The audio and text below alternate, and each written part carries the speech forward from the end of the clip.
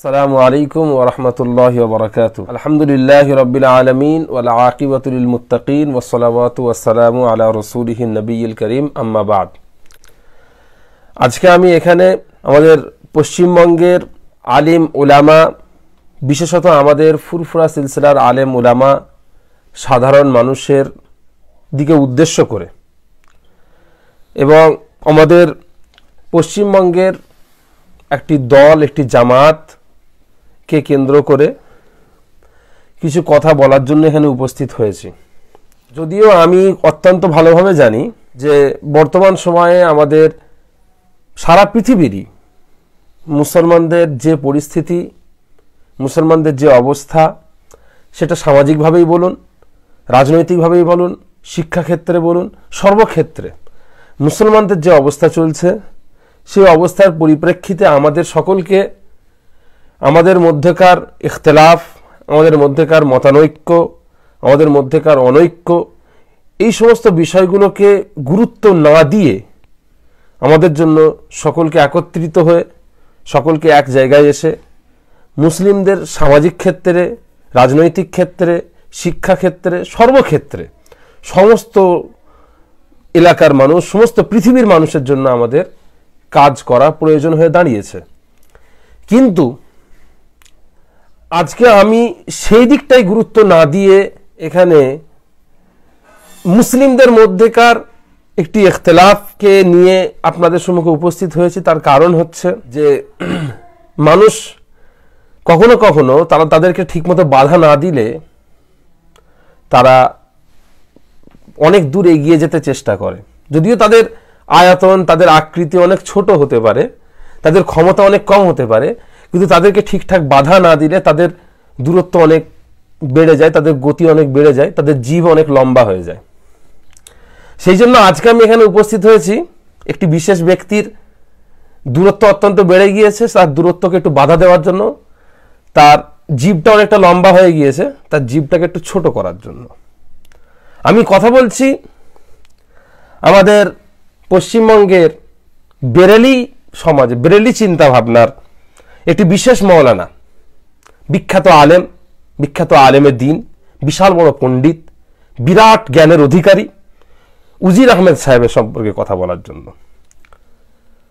তার সম্পর্কে কথা বলছি কারণ প্রথম নম্বর কথা হচ্ছে, আজ থেকে কয়েক বছর আগে মিলাদ কিয়ামকে কেন্দ্র করে, তাবলিগ জামাতের বিরোধিতা করাকে কেন্দ্র করে, এই সমস্ত ক্ষেত্রে আমাদের সিলসিলার কিছু মাওলানা, আমাদের সিলসিলার কিছু আলেম বেরেলিদেরকে ফুরফুরা মনে করে তাদেরকে বেশি কাছে টেনে, তাদেরকে আপ্যায়ন করে আমাদের পশ্চিমবঙ্গে তাদের রমরমা, তাদের বাড়াবাড়ি, তাদের জলসা ধরিয়ে দেওয়া, এই সমস্ত কাজ করে তাদেরকে অনেক বেশি জায়গা করে দিয়েছেন। এখন কথাতেই আছে, যে প্রস্রাব করে তাকে প্রস্রাব পরিষ্কার করতে হয়। যেহেতু আমাদের সিলসিলা আলেমরাই প্রস্রাব করেছে, তাই জন্য পরিষ্কার করার কাজটাও আমাদেরকে নিতে হচ্ছে। তো আমি কিন্তু প্রথম থেকে একটা জিনিস জানতাম যে যে জামাত, যে দল আমাদের সকলের পীরানে পীর শাহ আহমদ শহীদ বেরলভী রহমাতুল্লাহ আলাইহির মতো আলেমে দ্বীন, হাক্কানি আলেম, শুধু তাই নয়, আমাদের ভারতীয় উপমহাদেশে যতগুলো বিভিন্ন খিদমাত আছে, সেই সমস্ত খিদমাতগুলোর যে সমস্ত আকাবেররা আছে, আমাদের ভারতবর্ষের সর্বমতের, সর্বচিন্তাভাবনা যতগুলো আকাবের আছেন, তাদের মধ্যে বেশিরভাগ আকাবেরের পীর যিনি ছিলেন, শাহ আহমদ শহীদ বেরলভী রহমাতুল্লাহ আলাইহির মতো একজন আলেমে দ্বীনকে, যিনি আমাদের পীরানে পীর, তাকে যারা কাফির বলতে সামান্যটুকু পরিমাণ অন্তর যাদের কাঁপে না, ফুরফুরার পীর আবু বকর সিদ্দিক রহমাতুল্লাহ আলাইহির সম্পর্কে বেয়াদবিমূলক কথাবার্তা বলতে তাদের কোনোদিনও মন কাঁপবে না, তাদের অন্তর কাঁপবে না, এটা আমি জানতাম। সেই জন্য আমি তাদের কোনোদিনই অতটা গুরুত্ব দিতাম না এবং তাদের সম্পর্কে আমি সবসময় সাবধানতা অবলম্বন করতাম এবং মানুষকে বলতাম যে মিলাদ কিয়াম, কবর জিয়ারত, এই সমস্ত জিনিসগুলোকে, বাহ্যিক জিনিসগুলোকে দেখে বেরেলিয়াতের সঙ্গে ফুরফুরা সিলসিলাকে মিলিয়ে দেওয়ার চেষ্টা করবেন না। উভয়ের মধ্যে অনেকটাই বড় পার্থক্য রয়েছে, অনেকটাই বড় পার্থক্য। তো যাই হোক, মাওলানা উজির আহমেদ সাহেব বেশ কয়েকদিন ধরে অপ্রয়োজনীয়ভাবে, খামোখা, কোনো প্রয়োজন ছিল না, সেই সমস্ত জায়গাতে এসে হয়তো ওনার কাজ ছিল না, ওনার কাজের কমি, অথবা আমি ছোটবেলায় আমরা অনেকেই কার্টুন দেখেছি, বাঁটুলের কার্টুন। সেই কার্টুনে দেখা যায় যে একটা প্রতিযোগিতা হয়, চিৎকার করো প্রতিযোগিতা। তো বাঁটুল চিৎকার করো প্রতিযোগিতায় অংশগ্রহণ করবে বলে ঠিক করেছিল। তখন সমস্ত এলাকার মধ্যে একটা এমার্জেন্সি ঘোষণা হয়ে গিয়েছে যে কি করে ওর চিৎকারের মধ্যে দিয়ে যে ড্যামেজ, প্রাকৃতিক দুর্যোগ যেটা ঘটতে পারে সেটা কিভাবে রোধ করা যায়। সবাই তাদের বাড়ি থেকে সিমেন্টের বস্তা দিয়ে ঘিরে ফেলেছে, কেউ তাদের জানলা দরজাকে পেরেক মেরে লোহা দিয়ে ভালো করে আটকে দিয়েছে।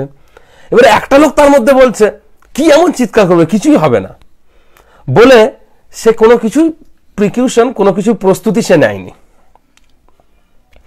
এরপরে যখন চিৎকার করলো বাঁটুল, তো মারাত্মক অবস্থা হলো, এবং যে কোনো কিছু প্রস্তুতি নেয়নি সে সেই বালির তলায় চাপা পড়ে গেল, শুধু গলাটুকু বাইরে বেরিয়ে আছে।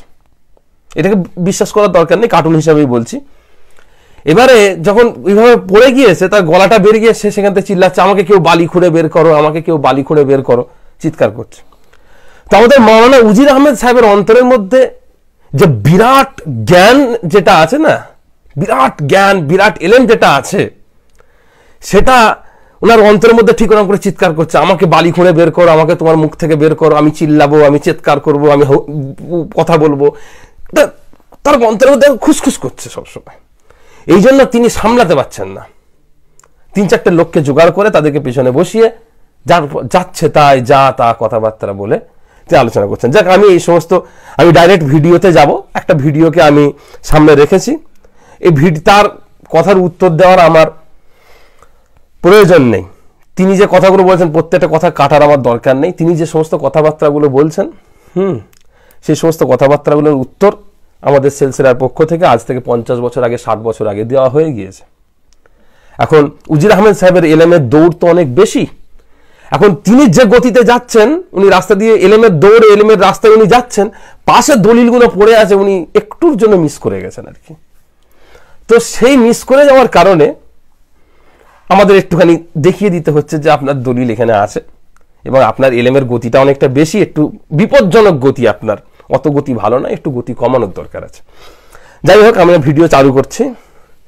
ইনশাল্লাহ সেই ভিডিও থেকে আমরা কিছুটা কিছুটা করে দেখব এবং আলোচনা করব যে তিনি কি বলতে চাইছেন। যাই হোক, ভিডিওর প্রথমে তিনি একটা কথা বলেছেন যে ভিডিওটা পুরোপুরি না দেখে কেউ মন্তব্য করবেন না। তো আমরা ভিডিওটি বেশ কয়েকবার দেখেছি, তো পুরোপুরি দেখেই মন্তব্য করছি, অসুবিধা নেই। উজির আহমেদ সাহেব সেই ব্যাপারে একদম নিশ্চিন্ত হতে পারেন, আমরা পুরোপুরি দেখেই আলোচনা করছি। আমাদের আকীদা ওই আকীদা ইমাম শাফি রাদিয়াল্লাহু তাআলা আনহু, ইমাম আহমদ বিন হাম্বল রাদিয়াল্লাহু তাআলা আনহু, ইমাম মালিক রাদিয়াল্লাহু তাআলা আনহু। মাসলার দিক থেকে ইমামগণের মধ্যে পার্থক্য হলেও কিন্তু আকীদাতে 4 ইমামেরই একই মত। কারণ আকীদার উপর পূর্ণ প্রতিষ্ঠিত থাকলেই তবে ইমানদার বলে সে গণ্য হবে। ইমানদার ওই ব্যক্তি তখন হবে যার আকীদা মজবুত। সুন্নি নওজওয়ান, আজ আকীদা নিয়ে আমি আপনাদের কাছে কয়েকটি বিষয় আলোচনা করি। দীর্ঘদিন আকায়েদের উপর আমি তাকরীর করার কারণে, এবং আমি নয়, আমার সারা আহলে সুন্নাত ওয়াল জামাতের উলামা, বারেলি, হানফি, খাঁটি সুন্নি মুসলমান এই আকায়েদের উপরে বক্তব্য দেওয়ার কারণে বিভিন্ন বাতিল ফিরকা তারা বিভিন্নভাবে আমাদেরকে গালিগুলাজ করে। যাই হোক, সুন্নি নওজওয়ানও এবং গোলাপি রুমালধারী নওজওয়ানও উভয় কি বলছে। প্রথম কথা হচ্ছে, আমাদের মাওলানা সাহেব প্রথমে আকীদা নিয়ে একটু কিছু ইন্ট্রোডাকশন দিচ্ছিলেন। সেখানে বললেন যে 4 ইমাম তারা তাদের ফিকহের ক্ষেত্রে আলাদা হলেও তাদের আকায়েদের ক্ষেত্রে তারা একই জায়গায় আছেন, কারণ আকায়েদটা হচ্ছে ইমানের মূল। এবং তারপরে তিনি বললেন যে দীর্ঘদিন তিনি নাকি আকায়েদের ব্যাপারে ওয়াজ নসিহাত করেছেন, তাকরীর করেছেন, আল্লাহ পাক তাকে ইলম দিয়েছেন, আল্লাহ পাক তার ইলমে বরকত দান করুন। তো প্রথমে আমরা বলি যে আকীদা কি, কারণ এই সমস্ত হযরতগণ, গোলাপি রুমালধারীগণ, তারা অনেক ছোটখাটো বিষয়গুলোকে আকীদার মূল ক্ষেত্রে ঢুকিয়ে দিয়ে আকীদাকে এমন একটা জায়গায় নিয়ে চলে যাচ্ছেন যার কারণে সবাইকে কাফের প্রমাণ করে দেওয়া যায়। ফুরফুরা কাফের, দেওবন্দ কাফের, ওয়াহাবি কাফের, লামাজহাবি কাফের, জামাত ইসলামী কাফের, সবাই কাফের। শুধুমাত্র কারা ভালো? যারা রেজবি, শুধুমাত্র কারা ভালো? যারা গোলাপি রুমাল পরে। তো এইটা হচ্ছে ওনাদের চিন্তা ভাবনা। কিন্তু আমি একটু এখানে একটা প্রাথমিকভাবে, আমি ওই সময় আকিদার ব্যাপারে আমি ওনার মতো অত মারাত্মক আমার কনফিডেন্স নেই যে আমি আকিদার ব্যাপারে বিরাট করে কোনো কথা বলতে পারি। আল্লাহ পাক আমাকে যতটুকু আকিদা বোঝান সেখান থেকে আমি কথা বলবো, এবং আকিদা আমি যতটুকু বুঝি তার উপরে আমি মনে করি যে আমার জন্য যথেষ্ট। কারণ আকিদা হচ্ছে ইলমুল কালাম, সেটা হচ্ছে একটা দার্শনিকতার উপরে ভিত্তি করে কোরআন এবং হাদিসকে, কোরআন এবং সুন্নাহকে অনেক গভীরভাবে অধ্যয়ন করার ফল হিসেবে মানুষ আকিদা নিয়ে কথা বলতে পারে। যেমন আমাদের উজির আহমেদ সাহেব, তিনি কোরআন হাদিসকে গভীর আলোচনা করেই আকিদা নিয়ে কথা বলেন। তো ইনি যে আকিদা নিয়ে কথাবার্তা বলছেন, যে আকিদা এটা, আকিদা সেটা, প্রথম কথা বলি আকিদা কি। আকিদা আমাদের সম্মুখে যেটা, সেটা হচ্ছে আমাদের সম্মুখে আমরা যে ইমান এর শর্ত হিসাবে, ইমানের সঙ্গে সংযুক্ত হিসাবে যে আমরা ইমানে মুফাসসাল এবং ইমানে মুজমাল যে দুটো পাঠ করি, সেখান থেকে আকিদার ব্যাপারটা আমরা বুঝতে পারবো। একটা জায়গায় আকিদাকে, যেটা ইমানে মুজমাল যেটা আছে, সেখানে আমানতু বিল্লাহি বি আসমাইহি ওয়া সিফাতিহি ওয়া কাবিলতু জামিআ আহকামিহি ওয়া আরকানিহি। এখানটায় ইমানের আকিদার ক্ষেত্রে একটা সামান্য আলোচনা মুজমাল হিসাবে একত্রিত করে, সংক্ষিপ্ত করে একটা আলোচনা করে দেওয়া হয়েছে, যে আমি ঈমান আনলাম আল্লাহর উপরে, এবং আল্লাহর কিসের উপরে? আল্লাহর আসমাইহি, আল্লাহ পাকের যে সমস্ত নামগুলো আছে, তার রহমান হওয়া, তার রহিম হওয়া, তার মালিক হওয়া, তার কুদ্দুস হওয়া, তার সালাম হওয়া, তার মুমিন হওয়া, তার মুহি হওয়া, তার মুমিত হওয়া, তার হাই হওয়া, তার কাইয়ুম হওয়া, এই সমস্ত যে নামগুলো আছে, ওয়া সিফাতিহি, এবং তার যে সিফাতগুলো আছে, সেই সমস্ত সিফাতগুলোর উপরে আমাদের ঈমান আনা, এটা হচ্ছে আকীদার মূল। আমরা আল্লাহ পাকের যে সমস্ত সিফাতগুলো আছে সেই সিফাতগুলোর উপরে বিশ্বাস করব, এবং আল্লাহ পাকের যে নামগুলো আছে সেই নামগুলোর উপরে বিশ্বাস করব, এবং ওয়াকাবিলতু জামিআ আহকামিহি ওয়া আরকানিহি, আল্লাহর পক্ষ থেকে বান্দাদের কাছে যে সমস্ত আহকাম ও আরকানগুলো এসেছে সেই সমস্ত জিনিসগুলোকে আমরা কবুল করে নেব, আমরা গ্রহণ করে নেব। এটা হচ্ছে মুজমাল। এবারে যদি আমরা মুফাসসাল ভাবে একটু তাফসীলের সাথে বিস্তারিতভাবে আলোচনা করি, তাহলে আকীদা কি? আকীদা যেটা আমানতু বিল্লাহি ওয়া মালাইকাতিহি ওয়া কুতুবিহি ওয়া রুসুলিহি ওয়াল ইয়াউমিল আখিরি ওয়াল কদরি খাইরিহি ওয়া শাররিহি মিনাল্লাহি তাআলা ওয়াল বাসি বাদাল মাউত। এখানে কি বলা হয়েছে? আমি ঈমান আনলাম বিল্লাহি, আল্লাহর উপর, ওয়া মালাইকাতিহি, তার ফেরেশতাদের উপর, ওয়া কুতুবিহি, আল্লাহ পাক যে 4টি আসমানি কিতাব আমাদের কাছে প্রেরণ করেছেন সেই কিতাবগুলোর উপরে, ও রুসুলিহি, তার রসুলদের উপর, ওয়াল কদরি খাইরিহি ওয়া শাররিহি মিনাল্লাহি তাআলা, তাকদীরের ভালো এবং খারাপ সেটা আল্লাহর পক্ষ থেকে আসে এই চিন্তা ভাবনার উপর, এবং ওয়াল বাসি বাদাল মাউত, মৃত্যুর পরে আমাদেরকে আল্লাহ পাক আবার পুনরুজ্জীবিত করবেন হিসাব নিকাশের জন্য, এটার উপরে। এইটাই হচ্ছে আমাদের আকীদার মূল। এই জায়গাতে আল্লাহ পাকের উপরে যে বিশ্বাস আছে, সেই বিশ্বাসের ক্ষেত্রে আল্লাহ পাকের যে সিফাত আছে সেই সিফাতকে অন্যজনের জন্য ব্যবহার করা, বা অন্যজনের যে সিফাত আছে সেই সিফাতকে আল্লাহর জন্য ব্যবহার করাটা, এটা হচ্ছে আকীদার খারাপি। রাসূল সাল্লাল্লাহু আলাইহি ওয়াসাল্লামের ক্ষেত্রে আমাদের কি আকীদা থাকবে? রাসূল সাল্লাল্লাহু আলাইহি ওয়াসাল্লামের ক্ষেত্রে আমাদের আকীদা থাকবে যে রাসূল সাল্লাল্লাহু আলাইহি ওয়াসাল্লামকে আল্লাহ পাক আমাদের মধ্যে সর্বশ্রেষ্ঠ মানুষ হিসেবে, শুধু রাসূল সাল্লাল্লাহু আলাইহি ওয়াসাল্লাম নয়, সমস্ত নবী, সমস্ত আম্বিয়াদেরকে আল্লাহ পাক আমাদের কাছে প্রেরণ করেছিলেন তার পক্ষ থেকে, আমাদের মধ্যে থেকে নির্বাচিত করে, এবং তাদের সঙ্গে আল্লাহ রাব্বুল আলামিন ডাইরেক্ট সংযোগ স্থাপন করেছিলেন। তাদেরকে দুনিয়ার মানুষ কিভাবে চলবে, কিভাবে চলবে না, সেই সমস্ত ব্যাপারে তাদেরকে জানিয়ে দিয়েছিলেন, এবং তারা পরিপূর্ণভাবে তাদের সর্বোচ্চ প্রচেষ্টা সহ সেটা আমাদের কাছে পৌঁছে দিয়েছেন। এটা আমাদের বিশ্বাস রাখতে হবে। রাসূল সাল্লাল্লাহু আলাইহি ওয়াসাল্লাম কবরে জিন্দা আছেন কি তিনি জিন্দা নেই? রাসূল সাল্লাল্লাহু আলাইহি ওয়াসাল্লাম ইলমে গায়েব জানতেন কি জানতেন না? রাসূল সাল্লাল্লাহু আলাইহি ওয়াসাল্লাম হাজির নাজির কি না?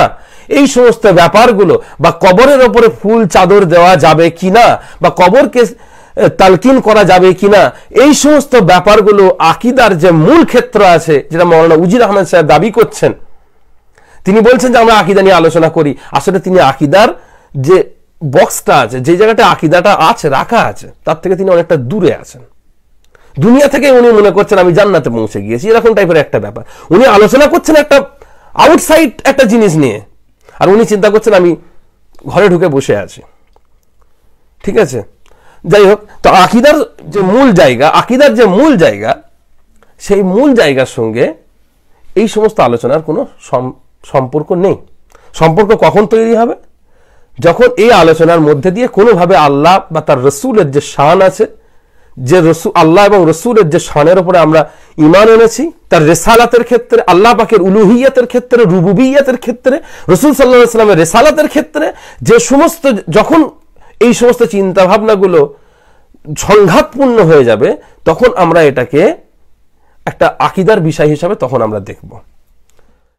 যার মধ্যে 1 নম্বর বাতিল ফিরকা হলো ফুরফুরা। কারণ আহলে সুন্নাতুল জামাতের আকীদার সঙ্গে ফুরফুরার আকীদার কোনো মিল নাই। এরপরে মাওলানা উজির আহমদ সাহেব বলছেন যে যত বাতিল ফিরকা আছে তার মধ্যে সব থেকে বড় বাতিল ফিরকা হচ্ছে ফুরফুরা। তো যাই হোক, আমি এতে আশ্চর্য হয়নি। একটা যদি বাচ্চা ছেলে এই কথাটা বলতো, 3 বছর 4 বছরের বাচ্চা যদি এই কথাটা বলতো, তাহলে আমি ভাবতাম, তবুও আমি অবাক হতাম যে কেন ওই কথাটা কেন বললো, কিছু একটা ব্যাপার আছে। কিন্তু উজির আহমেদ সাহেব বা বেরেলি যদি কোনো কথা কাউকে যদি বাতিল ফিরকা বলে, আমি কোনো চিন্তা ভাবনা করি না ওটা নিয়ে। কারণ ওনারা ওইটাই, ওনাদের কাছে সবাই বাতিল, সবাই বাতিল। মানে ওনাদের স্বভাব হচ্ছে এমন, ঘরের ওই বৌমার মতো, ওই গৃহবধূর মতো, যার চিন্তা ভাবনা হচ্ছে না আমি সুখে থাকবো, না কাউকে সুখে রাখবো। বা ওনার চিন্তা ভাবনা হচ্ছে দেশের সেই প্রধানমন্ত্রীর মতো, যিনি বলেন না मैं খাউঙ্গা না मैं किसी को खाने दूंगा, না আমি খাবো না আমি কাউকে খেতে দেব। ঠিক আছে, ওনার চিন্তা ভাবনা হচ্ছে এটা, সবাইকে আমি জ্বালিয়ে রাখবো, সবাইকে আমি অত্যাচার করব, সবাইকে আমি তাদেরকে এই সমস্ত জায়গাগুলোতে নিয়ে এসে তাদেরকে নিজেদের মতো করে, মানে তাদেরকে বিগড়ে দেওয়ার চেষ্টা করব, লোকের সামনে তাদেরকে খারাপ প্রমাণ করার চেষ্টা করব। তো এতে আমরা ঘাবড়াই না। উনি যদি বলেন যে আমরা বাতিল ফিরকা, তো উনি এই কথাটা বলেছেন, মানে তার মানে আমাদেরকে, বেরেলি যদি আপনাকে বাতিল ফিরকা বলে, তাহলে আপনি জানবেন যে আপনি প্রায় ঠিক রাস্তাতেই আছেন। বেরেলি যদি আপনাকে বলে যে আপনি বাতিল ফিরকা, তাহলে আপনি জানবেন যে আপনি হক রাস্তাতেই প্রায় আছেন। আপনাকে অন্যের সঙ্গে একটু চেক করে নিতে হবে অন্যরা আপনার সম্পর্কে কি বলছে। যদি দেখেন শুধু বেরেলি আপনাকে বাতিল বলছে, তাহলে আপনাকে আর কোনো দিকে তাকাতে হবে না, আপনি জানবেন একদম হকের উপরে আছেন, যে পথে আছেন সেই পথেই মজবুত থাকবেন। আমরা আহলে সুন্নাতুল জামাত, আমরা হানাফি, আমরা খাঁটি বারেলি। আমাদের আকীদা রাসূল পাক সাল্লাল্লাহু আলাইহি সাল্লাম হাজির ও নাজির।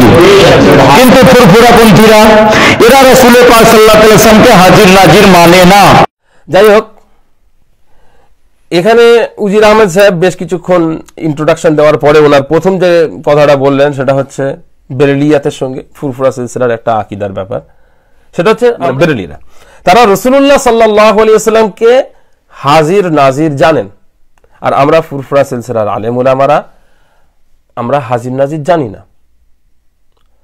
তো এই যে জায়গাটা, এখানটায় আমরা একটু মানে বুঝে নেব যে হাজির নাজির জিনিসটা কি এবং ফুরফুরা সিলসিলার আকীদা এই ক্ষেত্রে কি। এই দুটো আমরা এখানে আলোচনা করব।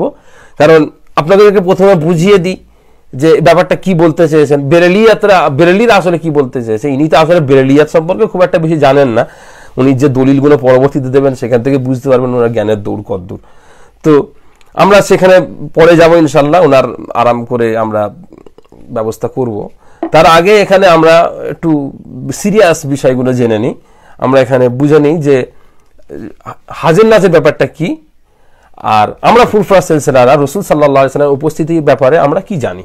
এক্ষেত্রে আমি বেরেলিদের যে মূল কয়েকজন আলেম, বিখ্যাত কয়েকজন আলেম, এমনকি বেরেলি চিন্তা ভাবনার ফাউন্ডার খোদ কবি আহমদ রেজা সাহেব, তিনি যে কথাটা বলেছেন সেই সমস্ত জায়গাগুলো, তিনি যে ফতোয়াটা দিয়েছেন এই ব্যাপারে, খুবই ইম্পর্টেন্ট একটা ফতোয়া তিনি দিয়েছেন, সেই ব্যাপারে আমরা এখানে আলোচনা করে নেব, তারপরে অন্যদিকে যাব। আমাদের সিলসিলা আলোচনাটাও তারপরে করব। এখন বেরেলি জামাতের একজন বিখ্যাত আলেম আহমদ সাঈদ আল কাজেমি আল বেরেলভি, তিনি একটি বই লিখেছেন। বইটা সাধারণত উর্দুতেই লিখেছেন, হয়তো পরবর্তীকালে কোনো মাওলানা সাহেব আরবিতে অনুবাদ করে দিয়েছেন। বইটার নাম হচ্ছে তাসকিনুল খাওয়াতির ফি মাসআলাতি হাজির ওয়ান নাজির। এই বইটার মধ্যে একটা কথা তিনি বলেছেন হাজির নাজির বিষয়, সেই বিষয়টা আমরা বুঝে নেব যে বেরেলিরা এখান থেকে কি বলতে চেয়েছেন। তিনি বলছেন লা ইয়াখলু মাকানুন ওয়ালা জামানুন ইল্লা ওয়ার রাসূল সাল্লাল্লাহু আলাইহি ওয়াসাল্লাম মাওজুদুন ফিহি। খুব ভালো করে শুনুন।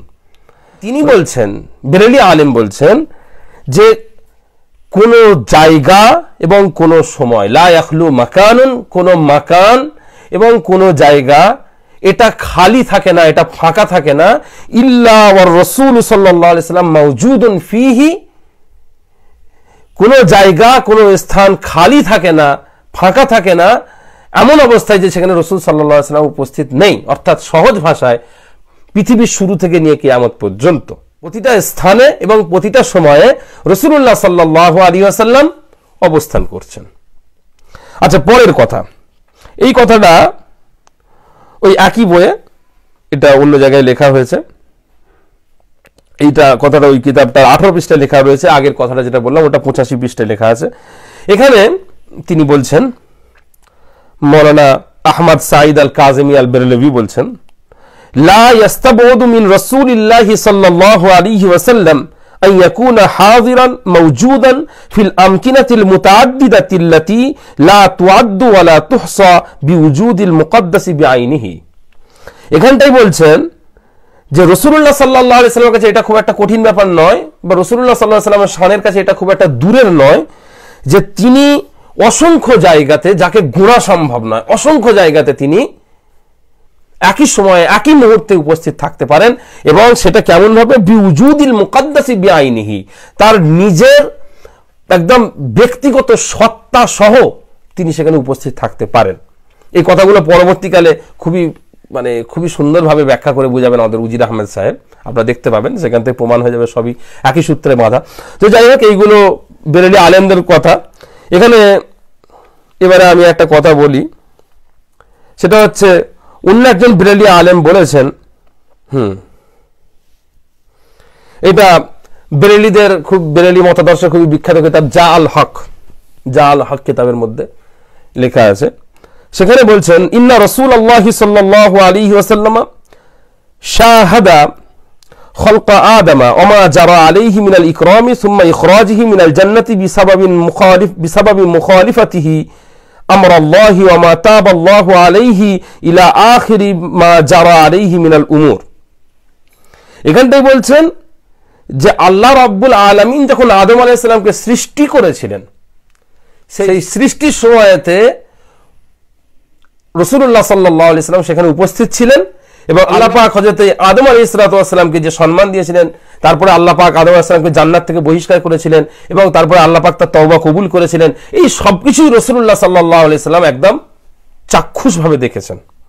ঠিক আছে, এরপরে তিনি বলছেন, ওয়া ইন্নাহু শাহাদা খালকা ইবলিস ওয়া মা জারা আলাইহি,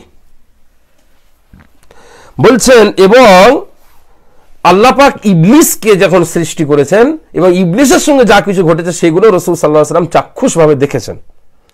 ওয়া ইন্নার রূহাল মুহাম্মাদিয়্যা লাম্মা কুবিজা আন আদম আল্লাযী কানা ফীহি লাম ইয়াদুল্লু ওয়া লাম ইয়ামসা মা বাকিয়া ফীহি। এরপরে বলছেন যে রাসূলুল্লাহ সাল্লাল্লাহু আলাইহি ওয়াসাল্লামের রূহটা সেটা আদম আলাইহিস সালামের মধ্যে প্রবেশ করানো ছিল এবং সেই প্রবেশ করানো থাকার কারণে তিনি সেগুলোকে দেখেছেন। এবং যতদিন পর্যন্ত রাসূলুল্লাহ সাল্লাল্লাহু আলাইহি ওয়াসাল্লামের রূহটা আদম আলাইহিস সালামের মধ্যে ছিল, ততদিন পর্যন্ত আদম আলাইহিস সালাম কোনো ভুল কাজ করেননি, তিনি ওই গন্ধম ফল খাননি, তিনি ইবলিসের চক্করে পড়েননি। কিন্তু যেমনি কবজ করে নেওয়া হলো, সাথে সাথে উনি গিয়ে গন্ধম খেয়ে ফেলেছেন। তারপরে বলছেন, এবং তারপরে যে সমস্ত ঘটনাগুলো ঘটেছেন সেগুলো রাসূলুল্লাহ সাল্লাল্লাহু আলাইহি ওয়াসাল্লাম দেখেছেন। যাই হোক, এটাও জাল হকের মধ্যে আছে। এবার একটা ইন্টারেস্টিং কথা, যেটা বেরেলি চিন্তা ভাবনার ফাউন্ডার কবি আহমদ রেজা সাহেব তার ফতোয়ায়ে রাজাবিয়ার মধ্যে কথাটা বলেছেন, সেটা আসলে আমরা একটু শুনে নিই।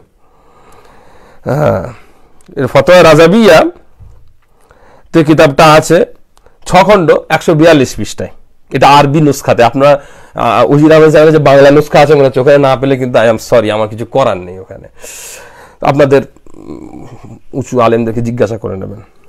আর আপনাদের মালফুজাত যেটা আছে, মালফুজাতে আহমদ রেজা, সেই মালফুজাতের 114 পৃষ্ঠাতে কথাটা লেখা রয়েছে। খুব সুন্দর কথা, একদম দিল ঠান্ডা হয়ে যাবে। আহমদ রেজা সাহেবের কথা শুনলে এমনিতেই দিল ঠান্ডা হয়ে যায়। তিনি বলছেন, আহমদ রেজা সাহেব, ইন্না কৃষ্ণা আল কাফিরা কানা ইয়াহজুরু ফি মিয়াতিল আমকিনাতি ফি আনিন ওয়াহিদিন ওয়া হাযা মা কুফরিহি ফালাম লা ইয়াস্তাতিল আউলিয়া হুজুরহুম ফি আমকিনাতিন মুতাআদ্দিদাতিন। এটা আহমদ রেজা সাহেব বলেছেন। কৃষ্ণ হিন্দু ধর্মের কৃষ্ণ, সে কাফের হওয়ার পরেও একই সময়ে 100 জায়গায় হাজির থাকতে পারত, তাহলে আল্লাহর ওলিরা কেন পারবে না?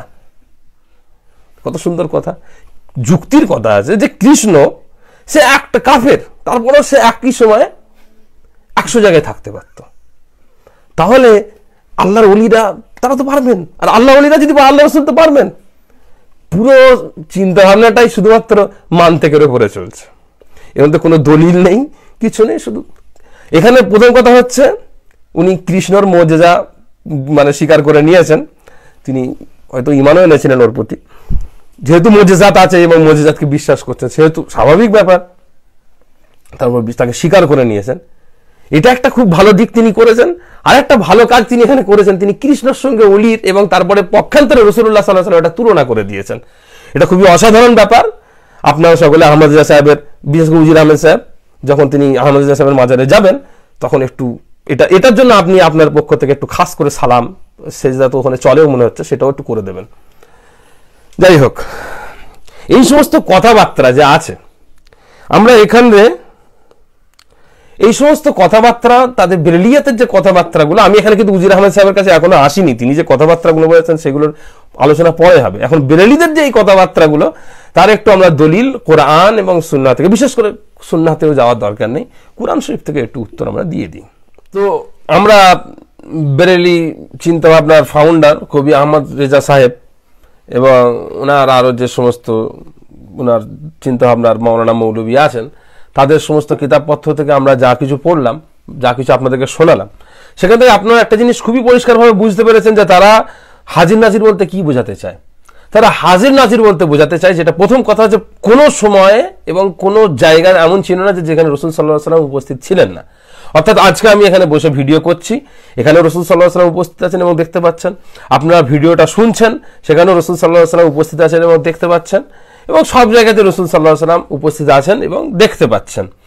কিন্তু আল্লাহ রাব্বুল আলামিনের পবিত্র কোরআন শরীফ এই ব্যাপারে কি বলছে, আমাদেরকে সেটা অবশ্যই লক্ষ্য রাখতে হবে যে কোরআন শরীফ এই কথার সঙ্গে মিল রাখে নাকি কোরআন শরীফ এই কথার সঙ্গে খেলাফ করে, কোরআন শরীফে এই ব্যাপারে অন্য কথা বলা হয়েছে, আমরা সেটা দেখব। তারা চিন্তা ভাবনা করেন যে আদম আলাইহিসসালাতু ওয়াসসালামের সময়, মুসা আলাইহিসসালাতু ওয়াসসালামের সময়, ইব্রাহিম আলাইহিসসালাতু ওয়াসসালামের সময়, যাবতে ঈসা আলাইহিসসালাতু ওয়াসসালামের সময়, সব সময় রাসূলুল্লাহ সাল্লাল্লাহু আলাইহি সাল্লাম সেখানে উপস্থিত ছিলেন। ইউসুফ আলাইহিসসালাতু ওয়াসসালামের সময় রাসূল সাল্লাল্লাহু আলাইহি সাল্লাম উপস্থিত ছিলেন। তো আমরা সেই ব্যাপারে পবিত্র কোরআন শরীফ থেকে আমরা কিছু দলিল দেখে নেব। পবিত্র কোরআন শরীফের সূরা আল কাসাসের 44 নম্বর আয়াতে আল্লাহ রাব্বুল আলামিন বলছেন, ওমা কুনতা বিজানিবিল গরবি ইয কদাইনা ইলা মূসাল আমরা ওমা কুনতা মিনাশ শাহিদিন। আল্লাহ রাব্বুল আলামিন বলছেন, হে নবী মুহাম্মদ সাল্লাল্লাহু আলাইহি ওয়াসাল্লাম, আপনি সেই সময় ছিলেন না, সেই পশ্চিমের দিকে যখন আল্লাহ রাব্বুল আলামিন মূসা আলাইহিসসালাতু ওয়াসসালামকে নির্দেশনা দিয়েছিলেন, সেই সময় আপনি সেখানে ছিলেন না। ওমা কুনতা মিনাশ শাহিদিন, এবং আপনিও সেই ব্যাপারে সাক্ষ্য ছিলেন না, আপনি সেটাকে চাক্ষুষভাবে দেখেননি। আশা করছি আপনাদের মাথা উজির আহমেদ সাহেবের থেকে একটু কম মেধা সম্পন্ন হলে এই কথাটার মানে বুঝতে পেরে গিয়েছেন। এরপরে আল্লাহ রাব্বুল আলামিন সূরা আল কাসাসের 45 নম্বর আয়াতে বলছেন, ওমা কুনতা সাবিয়ান ফি আহলি মাদিয়ানা তাতলু আলাইহিম আয়াতিনা। আল্লাহ রাব্বুল আলামিন বলছেন, আপনি মাদিয়ানবাসী মানুষদের কাছেও ছিলেন না যে তাদের কাছে আপনি তেলাওয়াত করে শোনাবেন, আপনি সেখানেও উপস্থিত ছিলেন না। আল্লাহ রাব্বুল আলামিন সূরা আল কাসাসের 46 নম্বর আয়াতের মধ্যে বলছেন, ওমা কুনতা বিজানিবিত তুরি ইয নাদাইনা ওয়ালাকির রাহমাতাম মির রাব্বিকা লিতুনযিরা কওমান মা আতাহুম মিন নাযীরিম মিন ক্বাবলিকা লাআল্লাহুম ইয়াতাযাক্কারুন। আল্লাহ রাব্বুল আলামিন এখানে বলছেন, হে নবী মুহাম্মদ সাল্লাল্লাহু আলাইহি ওয়াসাল্লাম, আপনি সেই তুর পাহাড়ের পাদদেশে আপনি সেই সময় ছিলেন না, যেই সময় আমি মূসা আলাইহিসসালাতু ওয়াসসালামকে ডেকেছিলাম, ছিলেন না, আপনি সেখানে ছিলেন না। তাহলে কি হয়েছে? ওয়ালাকিন রাহমাতাম মির রাব্বিকা, আপনার প্রভুর রহমত, আপনার প্রভুর কৃপা, আপনার প্রভুর দয়া আপনার উপরে আছেন। সেটা কিসের উপরে? লিতুনযিরা কওমান মা আতাহুম মিন নাযীরিম মিন ক্বাবলিকা লাআল্লাহুম ইয়াতাযাক্কারুন, যে তিনি তার রহমতের কারণে আপনাকে এবং আপনার উম্মতদেরকে পূর্বের নবীদের ব্যাপারে, পূর্বের কওমের কাছে যে সমস্ত সতর্ককারী এসেছিলেন, তারা তাদের সঙ্গে কিরূপ ব্যবহার করেছিল এবং আল্লাহ পাক তাদের সঙ্গে কিরূপ ব্যবহার করেছিলেন, সেইগুলো তাদেরকে আপনার উম্মতির কাছে আল্লাহ রাব্বুল আলামিন জানিয়ে দিচ্ছেন যে পূর্বে কি ঘটেছিল, যাতে তারা সাবধান হতে পারে। আচ্ছা, এরপরে সূরা আলে ইমরানের মধ্যে আল্লাহ রাব্বুল আলামিন বলছেন, সূরা আলে ইমরানের 44 নম্বর আয়াত, সেখানে আল্লাহ পাক বলছেন, ওমা কুনতা লাদাইহিম ইয ইউলকুনা আকলামহুম আইয়ুহুম ইয়াকফুলু মারইয়াম ওমা কুনতা লাদাইহিম ইয ইয়াখতাসিমুন। হে রাসূল মুহাম্মদ মুস্তাফা সাল্লাল্লাহু আলাইহি ওয়াসাল্লাম, আপনি সেদিন উপস্থিত ছিলেন না, আপনি সেদিন সেখানে ছিলেন না যেদিন মারিয়াম আলাইহিস সালাতু ওয়াস সালামকে কে লালন পালন করবে সেই ব্যাপারে তারা ইখতিলাফ করেছিল, সেদিন তারা প্রতিযোগিতা করেছিল, সেদিন আপনারা সেখানে ছিলেন না। ওমা কুনতা লাদাইহিম ইয ইয়াখতাসিমুন, এবং সেদিন তারা এই ব্যাপারে ঝগড়া করছিল, তখনও আপনি সেখানে উপস্থিত ছিলেন না। এরপরে আল্লাহ রাব্বুল আলামিন সূরা হুদের মধ্যে আল্লাহ রাব্বুল আলামিন হুদের 49 নম্বর আয়াতে আল্লাহ পাক বলছেন, তিলকা মিন আমবাইল গায়বি নুহিহা ইলাইকা ওমা কুনতা তা'লামুহা আনতা ওয়ালা কওমুকা মিন ক্বাবলি হাযা ফাসবির ইন্নাল আকিবাতা লিল মুত্তাকিন। আল্লাহ রাব্বুল আলামিন এখানে বলে দিচ্ছেন যে এই সমস্ত কথাগুলো, পূর্বের নবীদের কাহিনীগুলো, পূর্বের রাসূলদের ঘটনাগুলো, এই সমস্ত জিনিসগুলো আপনার কাছে আম্বাউল গায়ব, এই সমস্ত জিনিসগুলো আপনার কাছে গায়বের সংবাদ, আপনি সেখানে উপস্থিত ছিলেন না, আপনি সেগুলো জানতেন না। তারপরে কি হয়েছে, নুহিহা ইলাইকা, আমি সেগুলো আপনাকে জানিয়ে দিয়েছি, আমি সেইগুলো সংবাদ আপনার কাছে পৌঁছে দিয়েছি। এবং ওমা কুনতা তা'লামুহা আনতা ওয়ালা কওমুকা, শুধু আপনি জানতেন না তাও নয়, আপনার কওমগুলো এই ব্যাপারে জানতো না। মিন ক্বাবলি হাযা, এর পূর্বে, আপনাদেরকে জানিয়ে দেওয়ার পূর্বে আপনার কওম এবং আপনি জানতেন না। ফাসবির ইন্নাল আকিবাতা লিল মুত্তাকিন, সুতরাং সবর করুন, মুত্তাকিনদের জন্য অনেক ভালো বদৌলত আছে, অনেক ভালো পুরস্কার আছে। এরপরের আয়াত সূরা ইউসুফের 102 নম্বর আয়াতে আল্লাহ রাব্বুল আলামিন বলছেন, যালিকা মিন আমবাইল গায়বি নুহিহি ইলাইকা ওমা কুনতা লাদাইহিম ইয আজমাউ আমরাহুম ওয়া হুম ইয়ামকুরুন। এখানে আল্লাহ রাব্বুল আলামিন বলছেন এই সমস্ত সংবাদগুলো, এটা সূরা ইউসুফের 102 নম্বর আয়াত, অর্থাৎ সূরা ইউসুফের শেষের দিকে আল্লাহ পাক পবিত্র কোরআন শরীফে সূরা ইউসুফের ঘটনাবলীকে পরিপূর্ণভাবে আলোচনা করার পর, সমস্ত বিষয় জানিয়ে দেওয়ার পর আল্লাহ পাক তার রাসূলকে বলছেন এই ঘটনাগুলো আপনি জানতেন না। তারা যখন একত্রিত হয়েছিল চিন্তা ভাবনা করার জন্য, ষড়যন্ত্র করার জন্য, আপনি যেগুলো জানতেন না, আপনার কাছে সেই সমস্ত জিনিসগুলো জানা ছিল না, আপনি সেখানে উপস্থিত ছিলেন না, আমি আল্লাহ নিজ রহমত বসে, নিজ রহমতের কারণে আপনার কাছে পৌঁছে দিয়েছি, যাতে আপনার উম্মতিরা তারা যেন সাবধান হতে পারে, তারা যেন সতর্ক হতে পারে। তো এই সমস্ত আয়াতগুলি থেকে, পবিত্র কোরআন শরীফের এই সমস্ত কথাগুলি থেকে স্পষ্ট হয়ে যায় যে রাসূলুল্লাহ সাল্লাল্লাহু আলাইহি ওয়াসাল্লাম আদম আলাইহিস সালামের সময় ছিলেন না, মূসা আলাইহিস সালাতু ওয়াস সালামের সময় ছিলেন না, ইব্রাহিম আলাইহিস সালাতু ওয়াস সালামের সময় ছিলেন না, মারিয়াম আলাইহাস সালাতু ওয়াস সালামের সময় ছিলেন না, তারপরেতে সামুদ গোত্রের কাছে ছিলেন না। তিনি পৃথিবীতে তখনই এসেছেন যখন আল্লাহ পাক তাকে পাঠিয়েছেন।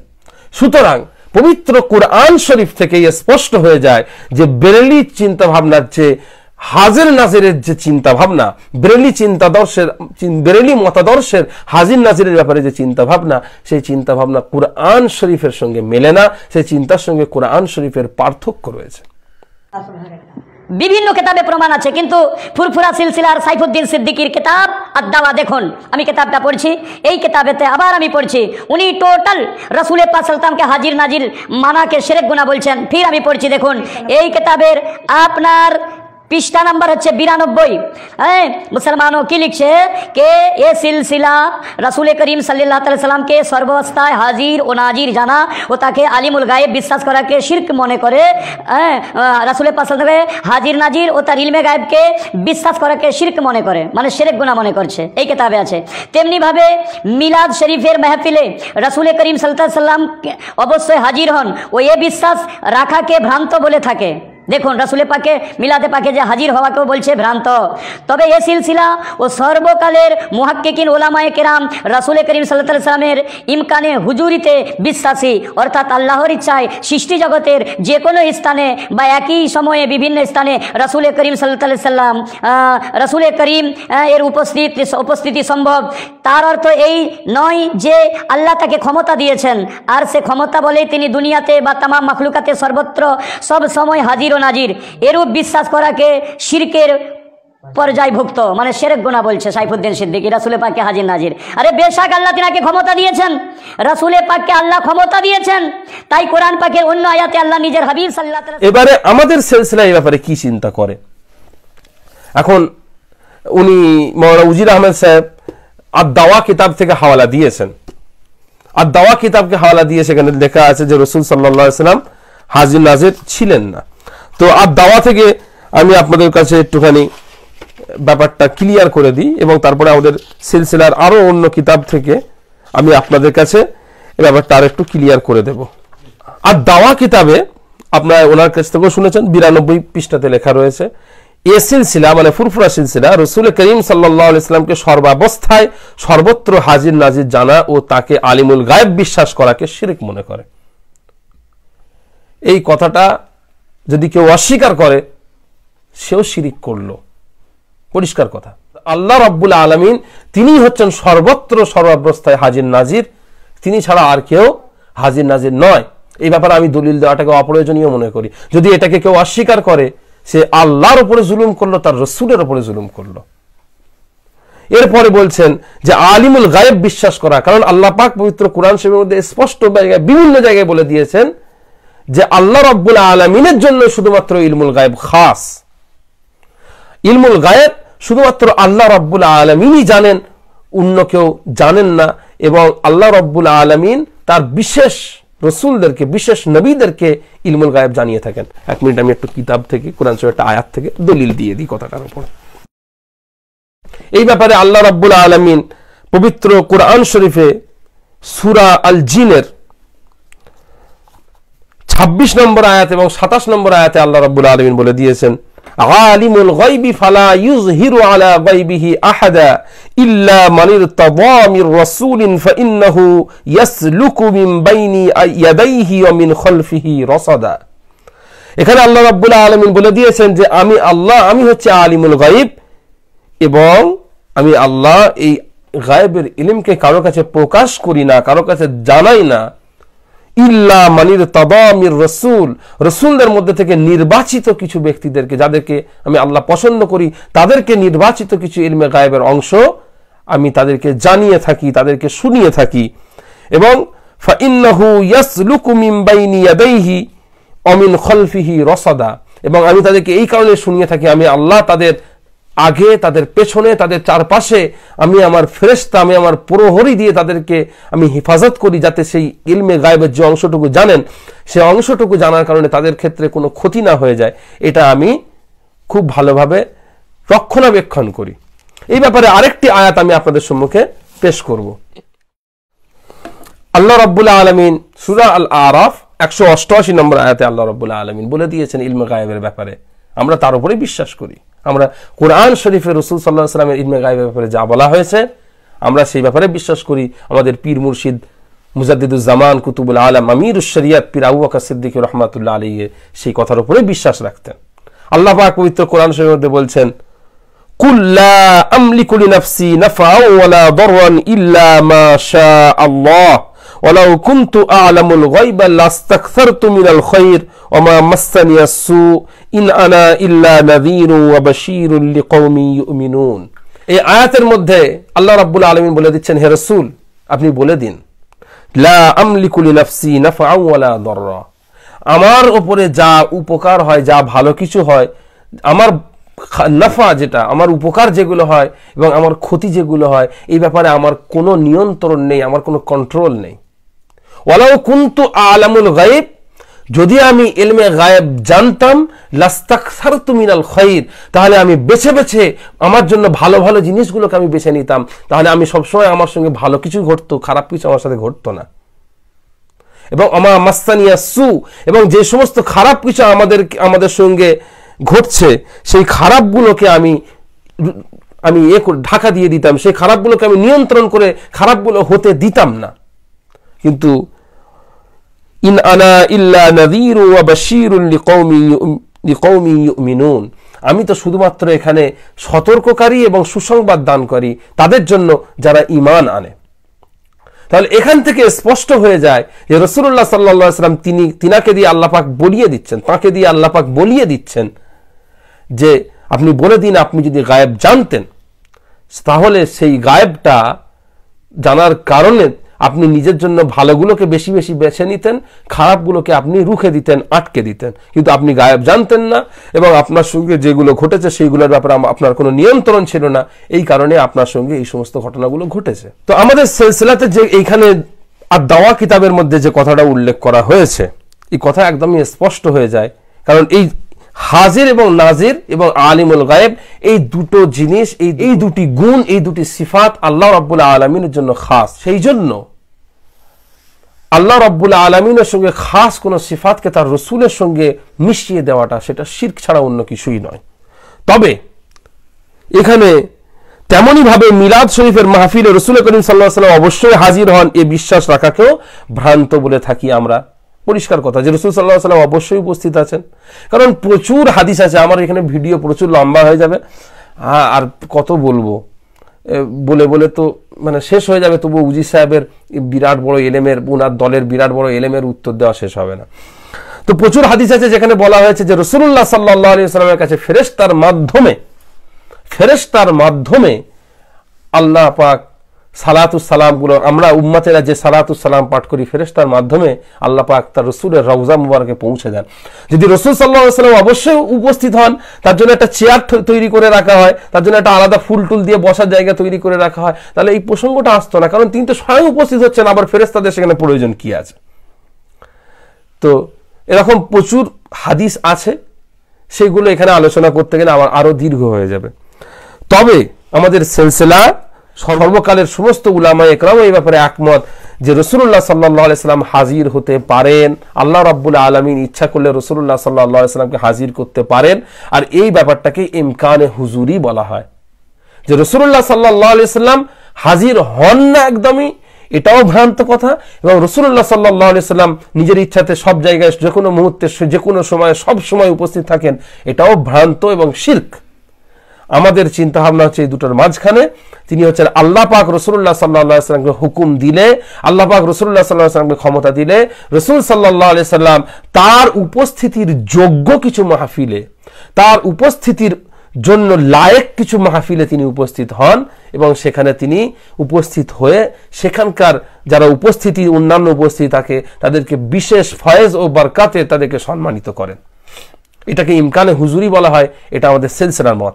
উজির আহমেদ সাহেব যে এটা আহলে সুন্নাত ওয়াল জামাতের বাইরের আকীদা, এরা রাসূল সাল্লাল্লাহু আলাইহি ওয়াসাল্লামকে হাজির নাজির মানে না। আমরা তো হাজির নাজির মানি না, কিন্তু রাসূল সাল্লাল্লাহু আলাইহি ওয়াসাল্লাম তার জন্য যোগ্য মাহফিলে উপস্থিত হন, এই কথাটা আমরা স্বীকার করি, এই কথাটাকে আমরা মেনে নিই। এই ব্যাপারে আমাদের সিলসিলার আরো একটি বিখ্যাত কিতাব, আমাদের সিলসিলার খুবই, উনি সিলসিলার কিতাবের নাম করে যে সমস্ত কিতাবগুলো দেখাচ্ছেন সেইগুলো আসলে সিলসিলার কিতাবের নয়, সেটা ঠিক টাইমে আমরা আলোচনা করব।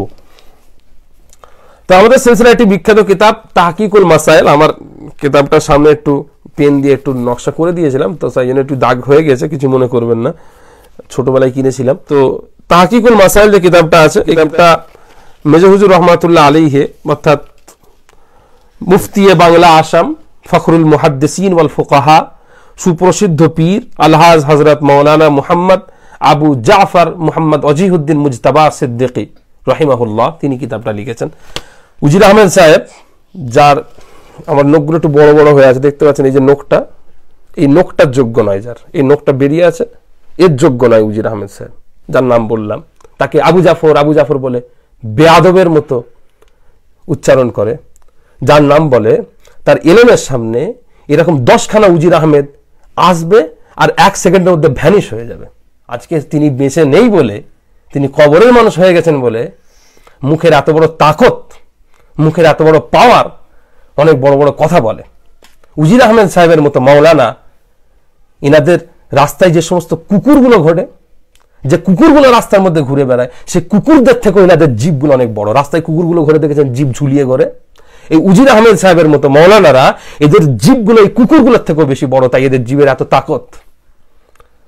তো এই কিতাবের মধ্যে আমাদের সিলসিলার সমস্ত যে অন্যান্য সেই সময়কার যে সমস্ত অন্যান্য খেদমাতগুলো ছিল, অন্যান্য সিলসিলা যারা ছিল, তাবলিগ জামাত বলেন, দেওবন্দি বলেন, লামাজহাবি বলেন, আহলে হাদিস বলেন, তাদের সঙ্গে আমাদের সিলসিলার যে সমস্ত খেলাফের জায়গাগুলো ছিল, মতভেদের জায়গাগুলো ছিল, সেই মতভেদের জায়গাগুলো এখানে আলোচনা করে দেওয়া হয়েছে। এই কিতাবের মধ্যে রাসূলুল্লাহ সাল্লাল্লাহু আলাইহি সাল্লামের উপস্থিতির ব্যাপারে স্পষ্ট লেখা হয়েছে। মাওলানা উজির আহমেদ সাহেব এই কিতাব পড়েননি, এই কিতাব পাননি, তার ইলমের কমি, এটা হচ্ছে তার দুঃখের কথা, তার জন্য দুঃখের কথা। এখানে পরিষ্কার লিখে দেওয়া হয়েছে,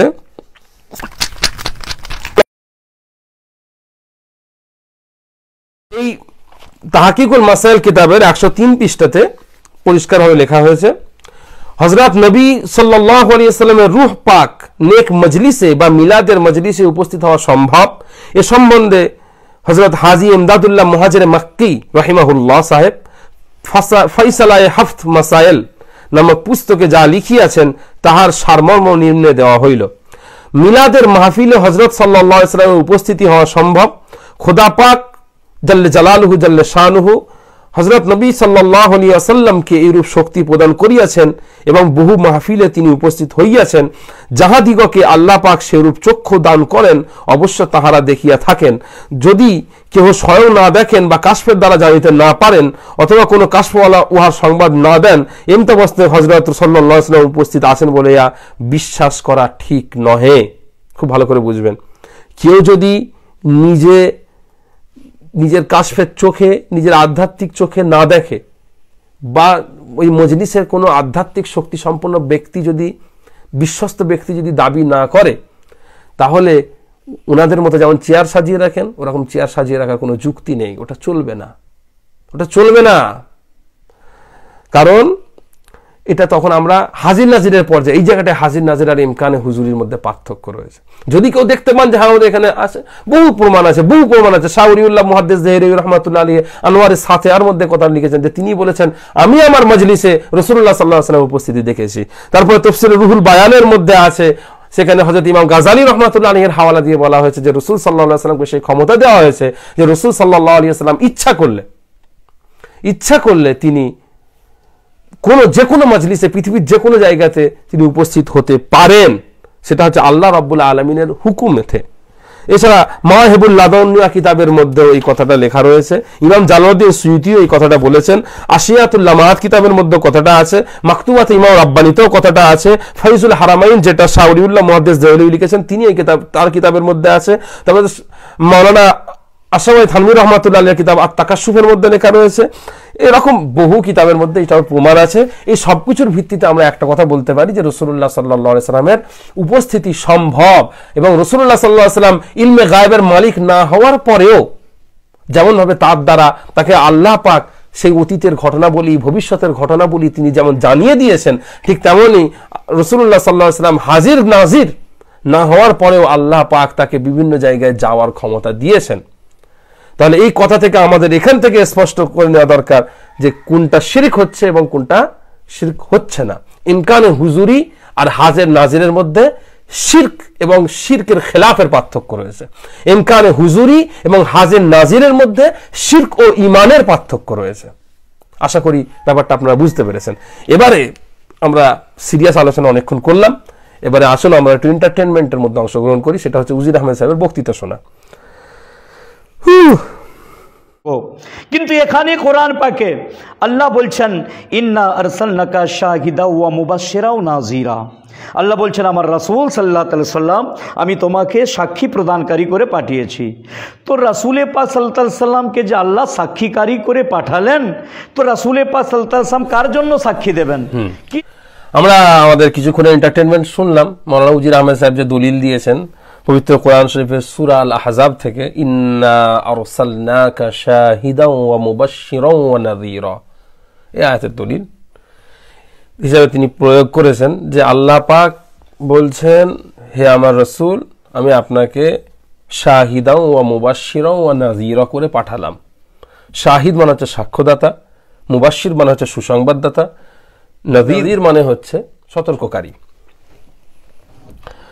এখন আমি এই আয়াতে প্রচুর তাফসীর ঘেটেছি। ইচ্ছা করলে এখন আলোচনার মধ্যে, ইচ্ছা করলে না, উজির আহমেদ সাহেবের লোকেরা যদি দলিল চান আসবেন, আমার বাড়ি ফুরফুরা শরীফে, সবাই চেনেন। আমরা ওই রকম ধরনের অসহিষ্ণু ব্যক্তি নয় যে আসলে মারধর দিয়ে দেবো, কেউ মসজিদে ঢুকলে মসজিদ ধুয়ে ফেলবো, আমরা এরকম অসহিষ্ণু ব্যক্তি নয়। আপনাদেরকে যথেষ্ট সম্মান এবং রেসপেক্টের সঙ্গে বসিয়ে আপনাদেরকে দলিল দেখিয়ে দেওয়া হবে। তো এখানে আমি সংক্ষেপে একটা দলিল দিই। ইন্না আরসালনাকা শাহিদাও ওয়া মুবাশশিরাও ওয়া নাযীরা বলে বলছেন উজির আহমেদ সাহেব যে আল্লাহ পাক তার রাসূল সাল্লাল্লাহু আলাইহি ওয়াসাল্লামকে যেহেতু সাক্ষী করেছেন, তাহলে সাক্ষী কি হবে কি? এবারে দেখুন, উনি কিন্তু কোনো তাফসীর আলোচনা নেই, উনি মানুষদের মুখ ভরে ভরে ইমাম মালিক, ইমাম আবু হানিফা, ইমাম আহমদ বিন হাম্বল, ইমাম শাফি এরকম করে রাদিয়াল্লাহু তাআলা আনহুম করে এরকম করে উনি চিৎকার করে কথা বলেন, কিন্তু দলিল ওনার সামনে বেশ কয়েকটা কিতাবও আছে, হ্যাঁ, কিন্তু সেখান থেকে কোনো দলিল উনি কিন্তু দেন না। তো এখানেও কোনো দলিল দেননি, উনি নিজে কিয়াস করে নিজের যুক্তি অনুযায়ী, নিজের বিদ্যা অনুযায়ী, নিজের কি বলা যায়, নিজের এলেম অনুযায়ী কিছু কথাবার্তা বলেছেন। তিনি বলছেন সাক্ষী কারা হবেন? সাক্ষী তারাই হবেন যারা দেখেন। সাক্ষী তারা হবেন যারা দেখেন। আল্লাহ পাক, তার মানে আল্লাহ রাসূল সাল্লাল্লাহু আলাইহি ওয়াসাল্লাম আদম আলাইহিস যুগে ছিলেন।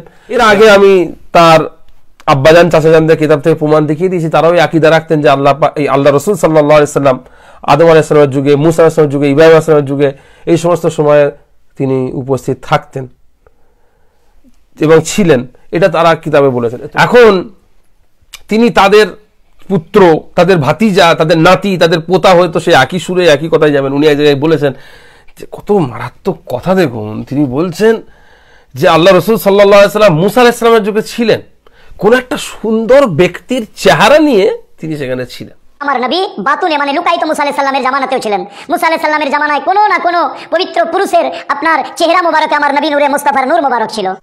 কোথায় পেয়েছেন উজির আহমেদ সাহেব আপনি? কোথায় পৃথিবীর একটা সিঙ্গেল আপনাদের লোকেদেরই বই দেখিয়ে দিন না, যে এটা লেখা আছে যে রাসূল সাল্লাল্লাহু আলাইহি ওয়াসাল্লাম সুন্দর একটা চেহারা নিয়ে একটা মুসা আলাইহিস সালামের যুগে তিনি ছিলেন। আপনারা রাসূল সাল্লাল্লাহু আলাইহি ওয়াসাল্লামকে অনাদি অনন্ত প্রমাণ করতে চাইছেন, তো এই জিনিসটা তো ঠিক না, এইভাবে তো হয় না। আপনাদের জন্য কোনো দলিল দেননি। আমি শিওর আপনি যে মুসা আলাইহিস সালামের যুগে রাসূল সাল্লাল্লাহু আলাইহি ওয়াসাল্লাম অন্য সুন্দর চেহারার কোনো একটা মানুষ হিসাবে ছিলেন, সেটা আপনি যে বলেছেন, আমার মনে হচ্ছে এটা হয় আপনাকে আপনার নানি শুনিয়েছে, নাহলে আপনাকে এটা আপনার দাদি শুনিয়েছে, নাহলে এটা আপনাকে কোন নামটা কি জানো, কবি কবি আহমদ রেজা খান সাহেব তিনি শুনিয়েছেন। কারণ এই দুটো কোয়ালিটি, একটা হচ্ছে নানি দাদি আর একটা আহমদ রেজা খান সাহেব, এই তিনজনের যে উর্বর কল্পনা শক্তি আল্লাহ দিয়েছিলেন, এই দুজন যে গল্প বানানোতে এত উস্তাদ, এই তিনজন এত বড় উস্তাদ, এই তিনজন গল্প বানানোতে আর এরকম খুঁজে পাওয়া যাবে না, একদম পাওয়া যাবে না। এত নিখুঁতভাবে গল্প বানান। আমার নানিজান আমাকে ছোটবেলায় যে সমস্ত গল্পগুলো শুনিয়েছিলেন এখন আমার ভালো রকম মনে আছে, এরকম আল্লাহ পাক তাদেরকে ক্ষমতা দিয়েছেন। কিন্তু তারা আমাদেরকে ভুলানোর জন্য এই সমস্ত ঈমান হারানোর কথাবার্তা বলতেন না।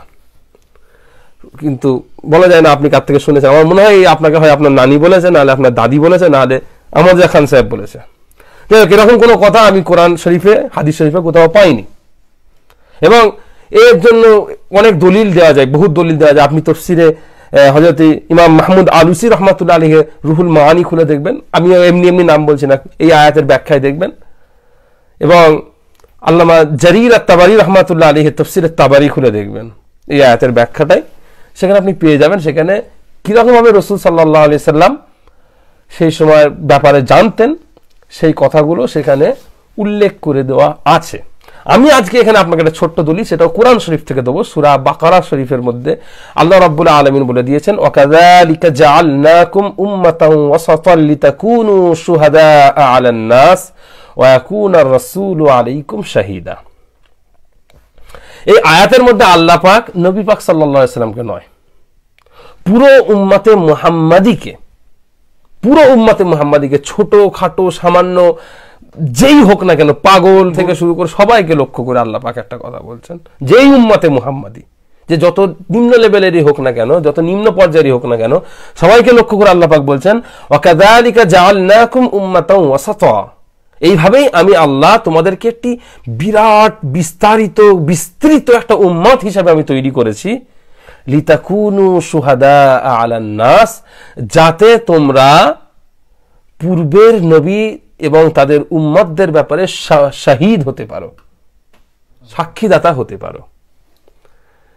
এখানে আল্লাহ পাক কাদেরকে সাক্ষী হওয়ার কথা বলছেন? আমার সামনে তাফসীরে ইবনে কাসির আছে, তাফসীর ইবনে কাসিরের মধ্যে সূরা বাকারার প্রথম খণ্ডে আপনি পেয়ে যাবেন। সূরা বাকারা শরীফের ব্যাখ্যাটা খুললে এখানে উল্লেখ করে দেওয়া হয়েছে যে অন্যান্য বুখারী শরীফের এবং মুসনাদ ইমাম আহমদ থেকে রিওয়ায়াত নেওয়া হয়েছে। সেখানে স্বয়ং নূহ আলাইহিস সালাতু ওয়াস সালামের ব্যাপারেও উম্মতে মুহাম্মাদি সাক্ষ্য দেবে। নূহ আলাইহিস সালাতু ওয়াস সালামের কাছে আল্লাহ পাক জিজ্ঞাসা করবেন, হে নবী নূহ, তুমি কি তোমার উম্মতদের কাছে তোমার উম্মতদের কাছে আমার বাণী পৌঁছেছিলে, আমার উলুহিয়াতের কথা, আমার একত্ববাদের কথা কি পৌঁছেছিলে? নূহ আলাইহিস সালাম বলবেন, জি আল্লাহ, আমি পৌঁছেছিলাম।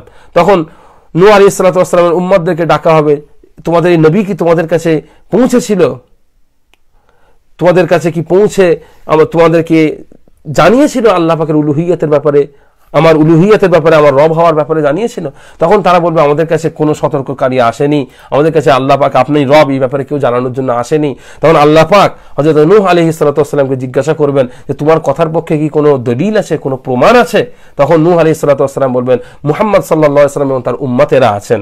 তখন মুহাম্মদ সাল্লাল্লাহু আলাইহি ওয়াসাল্লাম এবং তার উম্মতদেরকে ডাকা হবে। তখন মুহাম্মদ সাল্লাল্লাহু আলাইহি ওয়াসাল্লাম এবং তার উম্মতেরা বলবেন যে আল্লাহ হযরত নূহ আলাইহিস সালাতু ওয়াস সালাম তার উম্মতদের কাছে আপনার বাণী পৌঁছে দিয়েছিলেন। তখন আল্লাহ পাক জিজ্ঞাসা করবেন যে তোমরা তো তখন ছিলে না, তাহলে কি করে উত্তর দিচ্ছ? তখন হযরতে রাসূলুল্লাহ সাল্লাল্লাহু আলাইহি ওয়াসাল্লামের উম্মতিরা বলবেন যে আপনার পবিত্র কুরআন শরীফে লেখা রয়েছে যে নূহ আলাইহিস সালাতু ওয়াস সালাম তার উম্মতদের কাছে সাক্ষ্য দিয়ে তার উম্মতদের কাছে আপনার বাণী পৌঁছে দিয়েছিলেন, আর আপনার কোরআনের একটা হরফও মিথ্যা নয়। তাহলে এই কথাটাও মিথ্যা নয়, এটাও সত্য কথা। তাহলে এখান থেকে একটা জিনিস স্পষ্ট হয়ে যায়, পবিত্র কোরআন শরীফে এত ব্যাখ্যাটা না গিয়ে যদি শুধুমাত্র আয়াতের ব্যাখ্যাটা দেখি, মানেটা দেখি, তাহলে এখান থেকে স্পষ্ট হয়ে যায় যে আমরা সবাই, আপনি যে শুনছেন, আপনি, আমি, আমার আশপাশে যারা আছে, আমাদের সবাই, আপনাদের এলাকাতে যে পাগল আছে, আপনাদের এলাকায় যে মাঝে মধ্যে একটু মদ্যপান করে, যে দিনরাত ক্যারাম বোর্ড খেলে, যে ক্লাবে বসে আড্ডা দেয়, তারা সবাই কিন্তু কিয়ামতের দিনে পূর্বের নবীদের ব্যাপারে সাক্ষ্য দেবেন। তাহলে উজির আহমেদ সাহেবের কথা অনুযায়ী আমরা সবাই আদম আলাইহিস সালামের যুগে, ইব্রাহিম আলাইহিস সালামের যুগে, মুসা আলাইহিস সালামের যুগে, সুলাইমান আলাইহিস সালামের যুগে, দাউদ আলাইহিস সালামের যুগে আমরা তাহলে সবাই ছিলাম সেই দিন। কারণ আপনি বলছেন যে ইন্না আরসালনাকা শাহিদাও ওয়া মুবাশশিরাও ওয়া নাযীরা, এখানে শাহিদ কথাটা আছে বলে আপনি বলছেন নবী সাল্লাল্লাহু আলাইহি ওয়াসাল্লাম মুসা আলাইহিস সালামের সময় ছিলেন। তাহলে এখানে বলেছেন লিতাকুনু শুহাদা আলান নাস, তাহলে এখানেও শাহিদ কথার জুমলা জামা শুহাদা ব্যবহার করা হয়েছে। তাহলে এখানেও এই আয়াত থেকে বোঝা যায় যে আমরা সবাই সেখানে ছিলাম। একটু ভালো করে ভেবে দেখবেন কথাটা কোন দিকে যাচ্ছে। যাই হোক, কারণ সেই জামানায় তো নবী পাক সাল্লাল্লাহু আলাইহি ওয়াসাল্লাম ছিলেন না। হ্যাঁ ছিলেন, বাতিনি ছিলেন, লুকায়িত, জাহেরান ছিলেন না। তাই জাহের বাতিন সম্পর্কে আল্লাহ কোরআন পাকে দ্বিতীয় আয়াতে বলছেন হুয়াল আউয়ালু ওয়াল আখিরু ওয়াজ জাহিরু ওয়াল বাতিন ওয়া হুয়া বিকুল্লি শাইইন আলিম। আল্লাহ কোরআন এরপরে তিনি একটা মারাত্মক কথা বলেছেন। মারাত্মক মানে কি? খুবই মারাত্মক কথা। আমার তো অবাক লেগে গেছে এই কথাটা শুনেই। আমি বুঝতে পেরে গেছি যে উজির আহমেদ সাহেবের অবস্থা খুব খারাপ, বেচারার অবস্থা খুব খারাপ। আমাদের একজন মৌলানা সাহেব আছেন, তিনি একজনের সম্পর্কে বলেছিলেন বেচারা কিচ্ছু জানে না, কিছুই জানে না বেচারা। উজির আহমেদ সাহেব এরকম বেচারা, বুঝতে পেরেছেন? এটা তিনি যে কোথায় হাত দিচ্ছেন, লোক বলে বামুন হয়ে চাঁদে হাত দিও না, ইনি তো কেঁচো হয়ে চাঁদে হাত দেওয়ার চেষ্টা করছেন। তো তিনি কি বলছেন? জাহেরি আল্লাহ রাসূল সাল্লাল্লাহু আলাইহি ওয়াসাল্লাম পূর্ব নবীদের সময় বাতেনি ভাবে ছিলেন, এবং তার দলিল কি? হুয়াল আউয়ালু ওয়াল আখিরু ওয়াজ জাহিরু ওয়াল বাতিন ওয়া হুয়া বিকুল্লি শাইইন আলিম। এটা হিফজখানায় পড়া নতুন নতুন হিফজ শুরু করা একটা ছাত্রকে যদি কথাটা বলেন, সে বেচারা হেসে ফেলবে। যে মৌলানা উজির আহমেদ সাহেব হুয়াল আউয়ালু ওয়াল আখিরু ওয়াজ জাহিরু ওয়াল বাতিনু ওয়া হুয়া বিকুল্লি শাইইন আলিম, এই যে কথাটা উনি রাসূল সাল্লাল্লাহু আলাইহি ওয়াসাল্লামের দিকে ইঙ্গিত করছেন যে এখানে হুয়াল, তিনি প্রথম, তিনি শেষ, তিনি প্রকাশ্য, তিনি অপ্রকাশ্য এবং তিনি সবকিছু জানেন। এই কথাটা বলে তিনি বোঝাতে চাইছেন যে আল্লাহ পাক রাসূল সাল্লাল্লাহু আলাইহি ওয়াসাল্লামের শানে এই কথাটা বলেছেন, যে রাসূল সাল্লাল্লাহু আলাইহি ওয়াসাল্লামকে আল্লাহ পাক বলেছেন তিনি প্রথম, তিনি শেষ, তিনি জাহের, তিনি বাতিন, তিনি প্রকাশ্য, তিনি অপ্রকাশ্য এবং তিনি সবকিছু জানেন। আমার কোনো জায়গায় তফসিরে যাওয়ার দরকার নেই। উজির আহমেদ সাহেব ওনাদের ফাউন্ডারের তফসির বলে ফেললাম, তরজামা আর কি, মানে উর্দুতে তিনি ট্রান্সলেশন করেছিলেন, কানজুল ইমান যত সম্ভব নাম বইটার, ওখানেও আপনি পেয়ে যাবেন। ওনার ফাউন্ডার অন্য জায়গায় অনেক ভুল করলো, এখানে হয়তো আশা করি কোনো ভুল কাজ করেননি, আবার বলাও যায় না, আমি পড়ে দেখিনি। তো সেখানেও পরিষ্কার লেখা রয়েছে, কারণ এখানে অত যাওয়ার দরকার নেই, ওসব ছেড়ে দেন। একটু 2-3টা আয়াত আগে আসলে হয়, একটু কষ্ট করে উজির আহমেদ সাহেব যদি একটু কষ্ট করে একটু এগিয়ে যান তাহলে বুঝতে পারবেন। সেখানে সূরাটা শুরু হচ্ছে, এটা সূরা আল হাদিদ থেকে আয়াতটা আছে, হাদিদের উনি 3 নম্বর আয়াত বলেছেন, আমি 1 নম্বর থেকে শুরু করব, তাহলে একদম পানির মতো ক্লিয়ার হয়ে যাবে, আপনারা নিজেরা হেসে ফেলতে পারেন। এখানে বলা হচ্ছে সাব্বাহা লিল্লাহি মা ফিস সামাওয়াতি ওয়াল আরদ ওয়া হুয়াল আজিজুল হাকিম লাহু মুলকুস সামাওয়াতি ওয়াল আরদ ইউহয়ি ওয়া ইউমীত ওয়া হুয়া আলা কুল্লি শাইইন কাদির ওয়াল আউয়ালু ওয়াল আখিরু ওয়াজ যাহিরু ওয়াল বাতিন ওয়া হুয়া বিকুল্লি শাইইন আলিম। বলা হচ্ছে সাব্বাহা লিল্লাহি মা ফিস সামাওয়াতি ওয়াল আরদ, জমিন এবং আসমানে যা কিছু আছে, মাটি মানে নভমণ্ডল এবং ভূমণ্ডলে যা কিছু আছে সবকিছুই আল্লাহ রাব্বুল আলামিনের জন্য তাসবিহ পাঠ করেন। কার ব্যাপারে বলছে? আল্লাহ রাব্বুল আলামিনের ব্যাপারে। পরিষ্কার নাম লেখা আছে সাব্বাহা লিল্লাহি মা ফিস সামাওয়াতি ওয়াল আরদ। যদি উজির আহমেদ সাহেব এই আয়াত এটা শোনার পরে যদি তিনি প্রকাশ্যে ক্ষমা না চান, তিনি হয়তো জানেন না, নালে এত বড় ভুল কাজ তিনি করতেন না, উনি তো বড় আল্লাহওয়ালা বুজুর্গ মানুষ, এরকম ভুল কাজ তিনি করতেন না, হয়তো ওনার একটু স্লিপ অফ টাং হয়ে গিয়েছে। তো যদি একটু উনি এটা শোনার পরেও যদি নিজেকে সংশোধন না করে নেন, তাহলে আমি বুঝবো তিনি আল্লাহ এবং তার রসুলকে এক করে ফেলে তিনি মুশরিক হয়ে গেছেন। আশা করি তিনি মুশরিক নন, তিনি পাক্কা মুমিন, সেই জন্য তিনি ভুল স্বীকার করবেন।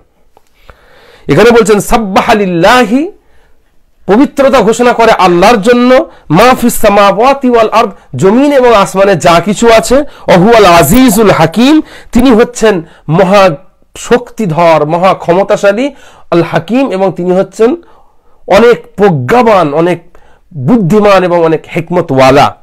লাহু মুলকুস সামাওয়াতি ওয়াল আরদ, তার জন্য মুলকুস সামাওয়াতি ওয়াল আরদ, জমিন এবং আসমানের যে ক্ষমতা, জমিন এবং আসমানের যে নিয়ন্ত্রণ, সবই তার অধীনে আছে, তার সবই তার অধিকারে আছে। ওয়া হুয়া ইউহয়ি ওয়া ইউমীত, তিনি জীবন দানকারী এবং তিনি মৃত্যু দানকারী। ওয়া হুয়া আলা কুল্লি শাইইন কাদির, তিনি সব কাজ করার ক্ষেত্রে শক্তিশালী, তিনি সব কাজ করতে পারেন, তিনি সর্বশক্তিমান। তারপরে বলছেন হুয়াল আউয়ালু, কার ব্যাপারে বলছেন? এতক্ষণ কার ব্যাপারে হলো?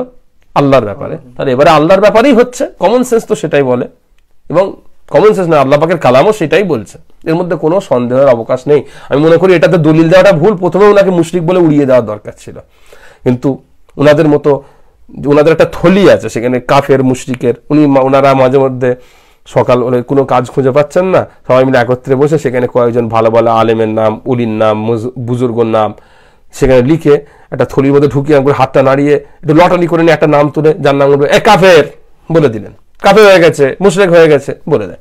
আমরা এসব করি না। তিনি এই কথাটা এখানে রাসূলুল্লাহ সাল্লাল্লাহু আলাইহি সাল্লামের নামকে আল্লাহর সঙ্গে জুড়িয়ে দিয়ে তিনি যেটা করেছেন সেটা ঠিক, তিনি চুরি করেছেন ঠিকই, কিন্তু আমরা চোর বলবো না, চোর বলার দরকার নেই, তিনি আশা করি মাফ চাইবেন।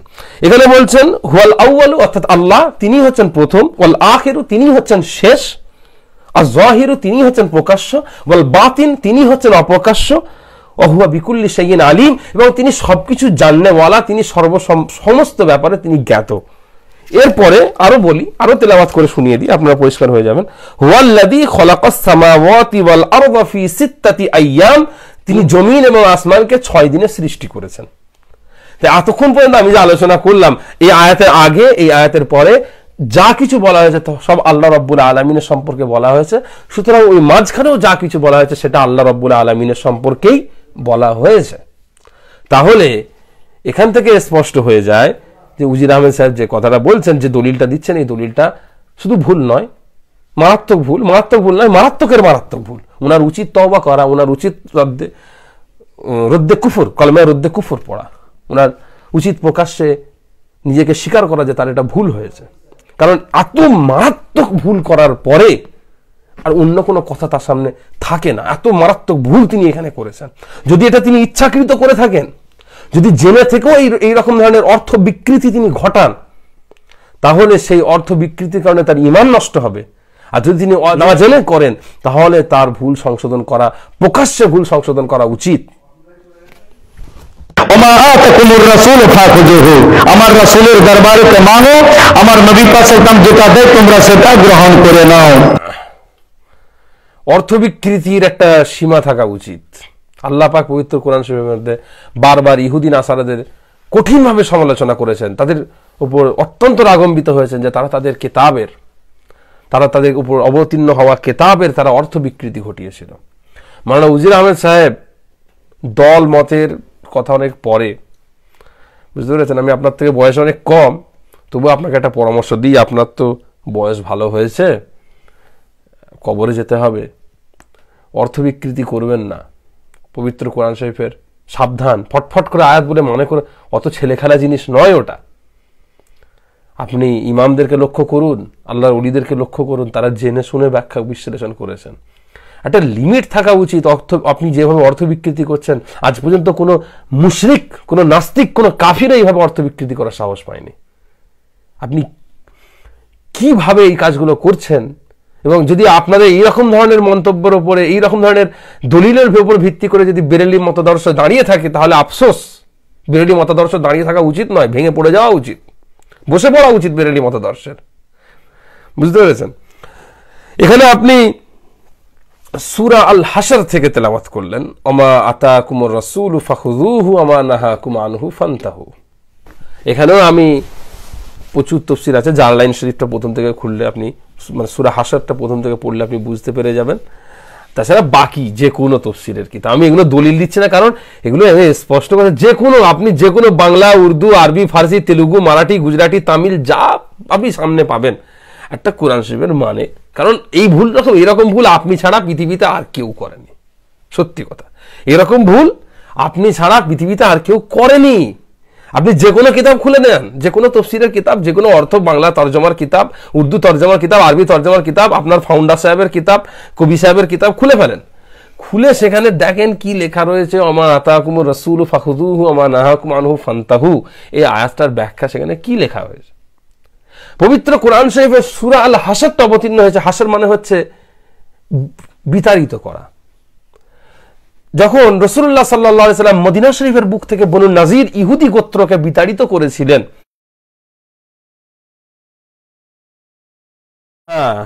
তো বনু নাজিরদেরকে তাড়াবার জন্য রাসূলুল্লাহ সাল্লাল্লাহু আলাইহি ওয়াসাল্লাম তিনি, যেটা বনু নাজির বা বনু নুজায়ের কোথাও কোথাও বলা হয়েছে, তো তাদেরকে রাসূলুল্লাহ সাল্লাল্লাহু আলাইহি সাল্লাম মদিনা শরীফ থেকে তাড়িয়ে দিয়েছিলেন। তার কারণ হচ্ছে তাদের কাছে রাসূলুল্লাহ সাল্লাল্লাহু আলাইহি সাল্লাম কথা বলতে গিয়েছিলেন, তাদের সঙ্গে রাসূল সাল্লাল্লাহু আলাইহি সাল্লামের যে চুক্তি ছিল, শান্তি চুক্তি, সেই চুক্তির ব্যাপারে আলোচনা করতে গিয়েছিলেন। তো কমবখতারা রাসূলুল্লাহ সাল্লাল্লাহু আলাইহি সাল্লামকে এক জায়গায় বসিয়ে পেছন থেকে হুজুরের মাথার উপরে পাথর মেরে হুজুরকে শহীদ করার চেষ্টা করেছিল। তো এটা একটা খুবই বড় একটা ক্রাইম। যেহেতু রাসূল সাল্লাল্লাহু আলাইহি সাল্লাম সেই সময় মদিনা শরীফের বুকে একজন শাসক, তিনি সেখানে শাসন ক্ষমতা চালান, তিনি সেখানকার প্রধান, রাষ্ট্রীয় প্রধান, তাকে মানে শহীদ করার প্রচেষ্টা চালানোটা, এটা একটা এত বড় ক্রাইম, তার জন্য অবশ্যই তাদের তাড়িয়ে দেওয়া উচিত। তো রাসূল সাল্লাল্লাহু আলাইহি সাল্লাম সাহাবাদেরকে কি বললেন, আল্লাহ পাকের হুকুমে বললেন, যাও বনু নুজায়ের বা বনু নাজির গোত্রকে ঘিরে ফেলো। বনু নাজির গোত্রকে ঘিরে ফেলা হলো। দীর্ঘদিন ঘিরে ফেলার পরে তারা তো আত্মসমর্পণ করতে চাইছিল না, তবে বেশ কিছুদিন ঘিরে রাখার পরে তারা আত্মসমর্পণ করে নিলেন। আত্মসমর্পণ করার পরে তখন রাসূলুল্লাহ সাল্লাল্লাহু আলাইহি সাল্লাম তাদেরকে মদিনা থেকে বহিষ্কার করে দিলেন। দেওয়ার পরে এবারে রাসূলুল্লাহ সাল্লাল্লাহু আলাইহি সাল্লাম তাদের সম্পত্তিগুলোকে যখন একত্রিত করলেন, তখন সাহাবাদের মধ্যে একটা ইখতিলাফ সৃষ্টি হলো। তার কারণ হচ্ছে রাসূলুল্লাহ সাল্লাল্লাহু আলাইহি সাল্লাম সমস্ত সম্পত্তিকে হস্তগত করে নিয়েছিলেন, সমস্ত সম্পত্তিকে তিনি নিয়ে নিয়েছিলেন। এবারে সাহাবারা এতদিন পর্যন্ত গনিমতের মালে অভ্যস্ত হয়েছেন, গনিমতের মাল যেভাবে বন্টন হয় সেভাবে তারা অভ্যস্ত হয়েছেন। আর কিন্তু ইসলামের যুদ্ধলব্ধ সম্পত্তি তিন রকমের, একটা হচ্ছে গনিমত, একটা হচ্ছে আনফাল, আর একটা হচ্ছে ফাই। ফাই হচ্ছে এমন একটা সম্পত্তি যে সম্পত্তিটা মুসলমানরা শুধুমাত্র কোথাও অবরোধ করার মাধ্যমে, সেই জায়গাটাকে ঘিরে রাখার মাধ্যমে সেটাকে তারা অধিকার করেন। আর এর জন্য মুসলমানদেরকে কোনো কষ্ট করতে হয় না, ঘোড়ার পিঠে চেপে দৌড়াদৌড়ি করা, যুদ্ধ করা, এসব কিছু প্রয়োজন হয় না, শুধু ঘিরে রাখার প্রয়োজন। জাস্ট অবরোধ প্রথার মাধ্যমে কোনো রকম যুদ্ধ ছাড়াই তারা যে সমস্ত সম্পত্তিগুলো অর্জন করেছেন সেগুলোকে ফাই বলা হয়। তো সেই ফাইগুলো যখন রাসূলুল্লাহ সাল্লাল্লাহু আলাইহি ওয়াসাল্লাম, ফাইয়ের হুকুম হচ্ছে রাসূল সাল্লাল্লাহু আলাইহি ওয়াসাল্লাম পুরো সম্পত্তি নিয়ে নেবেন, তারপর আল্লাহ পাক একটি নির্দিষ্ট মাপকাঠি দিয়েছেন, সেই অনুযায়ী তিনি ভাগ করবেন, যেটা গনিমতের ভাগ করার যে পদ্ধতি তার থেকে সম্পূর্ণ আলাদা ছিল। এখানে সাধারণ মুসলমানেরা এখানে যারা অংশগ্রহণ করেছিলেন তারা এখানে কিছু পাবেন না যদি না রাসূল সাল্লাল্লাহু আলাইহি ওয়াসাল্লাম চান। তো তাতে মুসলমানরা একটুখানি কষ্ট হয়েছিলেন, একটু মনক্ষুণ্ণ হয়েছিল। তখন আল্লাহ রাব্বুল আলামিন আয়াতটা নাজিল করেছিলেন, মা আফা আল্লাহু আলা রাসূলিহি মিন আহলিল কুরা ফালিল্লাহি ওয়ালির রাসূলি ওয়ালিদিল কুরবা ওয়াল ইয়াতামা ওয়াল মাসাকিন ওয়া ইবনিস সাবিল। আল্লাহ রাব্বুল আলামিন রাসূলুল্লাহ সাল্লাল্লাহু আলাইহি ওয়াসাল্লামকে আহলুল কুরার পক্ষ থেকে বা ওই বনু নাজিরদের ওখানদের পক্ষ থেকে বা অন্যান্য যে কোনো যুদ্ধতে যে ফাইটা দিয়ে থাকেন, যে ফাইটা তারা অর্জন করে থাকেন, সেটা হচ্ছে ফালিল্লাহি ওয়ালির রাসূল, সেটা আল্লাহর জন্য এবং আল্লাহর রাসূলের জন্য। এতে মুসলমান, সাধারণ মুসলমান তোমাদের এতে হক নেই। ফালিল্লাহি ওয়ালির রাসূল, তারপরে কি ওয়ালিদিল কুরবা, এবং রাসূল সাল্লাল্লাহু আলাইহি ওয়াসাল্লামের নিকট আত্মীয়দের জন্য, রাসূল সাল্লাল্লাহু আলাইহি ওয়াসাল্লামের মেয়ে, রাসূল সাল্লাল্লাহু আলাইহি ওয়াসাল্লামের জামাই, রাসূল সাল্লাল্লাহু আলাইহি ওয়াসাল্লামের আত্মীয় স্বজন, নানাদের ফ্যামিলি, চাচাদের ফ্যামিলি, তাদের জন্য, এবং ওয়াল ইয়াতামা ওয়াল মাসাকিন ওয়া ইবনিস সাবিল, এবং ইতিম, মিসকিন এবং রাস্তার ছেলেদের জন্য। এখানে রাস্তার ছেলে বলতে আরেকটা কথা, মুসাফিরদের জন্য। তো সুতরাং মুসলমান তোমরা এর থেকে দাবি করতে পারবে না।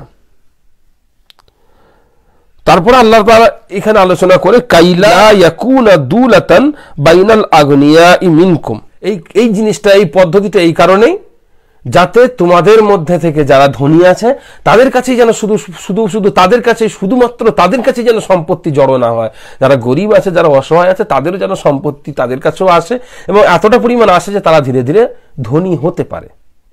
এটা হচ্ছে কথা।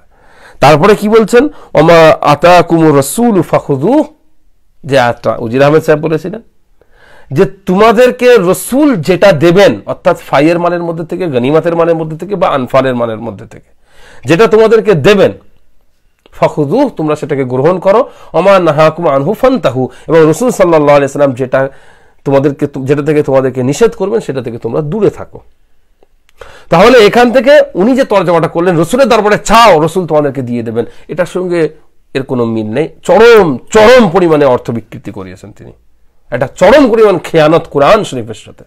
এরকম কাজ করবেন না, আমি আশা করব তিনি ক্ষমা চাইবেন।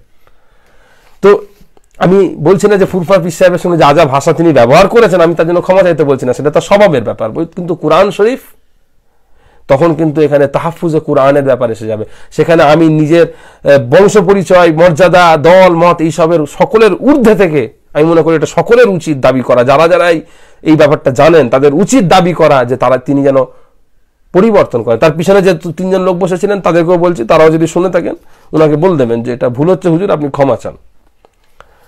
তো শুধু ওই হলুদ রুমাল পরে বসে থাকলে হবে না, আর পিছনে বসে শুলে হবে না, ঘুমলে হবে না, খেয়াল রাখতে হয়। খালি সুবহানাল্লাহ সুবহানাল্লাহ মাচালকে বলো, লাফ মেরে বলো, নেচে বলো, ওরাম বললে হবে না। তো যুক্তির যে সমস্ত কথাগুলো বলছে খেয়াল রাখতে হবে। আমার সামনে আছে, আমি ভুল বললে তারা সংশোধন করে দিচ্ছে। ওরাও শুধু অন্ধ ভক্ত নিয়ে বসে থাকলে কোনো কাজ হয় নাকি? আলেম নিয়ে পিছনে বসতে হবে, বুঝতে পেরেছেন, যারা সংশোধন করে দেবে।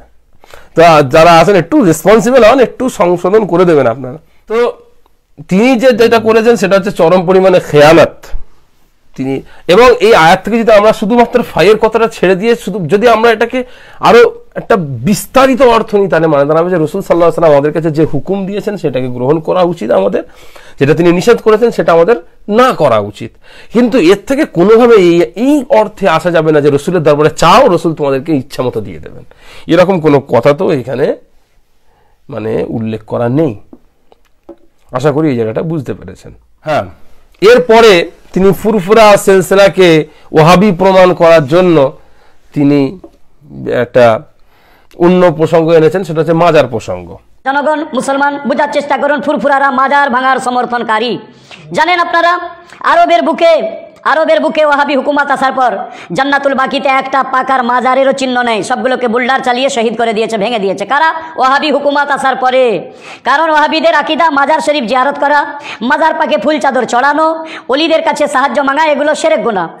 তো এই জাতীয় আকীদা ফুরফুরাদের মধ্যেও আছে। তার কারণ আরবে ওয়াহাবি সরকার যখন আপনার মাজার পাককে যখন আপনার শহীদ করে দিয়েছিল ওয়াহাবিরা বুলডার চালিয়ে, সেই সময় ওদের দাদা হুজুর সমর্থন জানিয়েছেন। কোন কিতাবে লেখা আছে? কিতাবের নাম হচ্ছে আল মওজুয়াত। আল মওজুয়াত কিতাবটি দেখুন, আপনারা কিতাবটি দেখুন। ফুরফুরা সিলসিলারা বলবে হয়তো আমাদের নামে মিথ্যে কথা প্রচার করছে, মিথ্যা কিতাব ছাপিয়ে না। তাহলে ফুরফুরাকে ওপেনিং বলতে চাই যে তারা বলুক যে আল মওজুয়াতের লেখক কাফের আছে, তার নামে হ্যান্ডবিল ছাপাক যে আল মওজুয়াত আমাদের কিতাব নয়। এবং এই কিতাব পরিষ্কার লেখা আছে প্রাপ্তিস্থান, এই কিতাব পাওয়া যায় ফুরফুরাতে। আর এই কিতাব মেজো হুজুরের লেখা, মুসলমানও এই কিতাব মেজো হুজুরের লেখা, দেখুন ফুরফুরাতে পাওয়া যায়। এই কিতাবে দাদা হুজুরের মেজো বেটা নিজের বাপের ওয়াহাবিদের সমর্থনকারী সম্পর্কে, মাজার ভাঙা সমর্থনকারী সম্পর্কে কি বলছেন বাংলার জনগণ বুঝুন আপনারা। আমি পড়ছি, তারপরে শুনুন। কবর কেন্দ্রিক শিরক বিদাতের কারণে নজদের প্রসিদ্ধ সংস্কারক মুহাম্মদ ইবনুল আব্দুল ওয়াহাব ও তার অনুসারীগণ পাকা কবর ও কবরের উপর বানানো সৌধ, গম্বুজ ইত্যাদি ভেঙে ফেলতেন। এ বিষয়ে তারা হাদিসের প্রমাণ পেশ করতেন।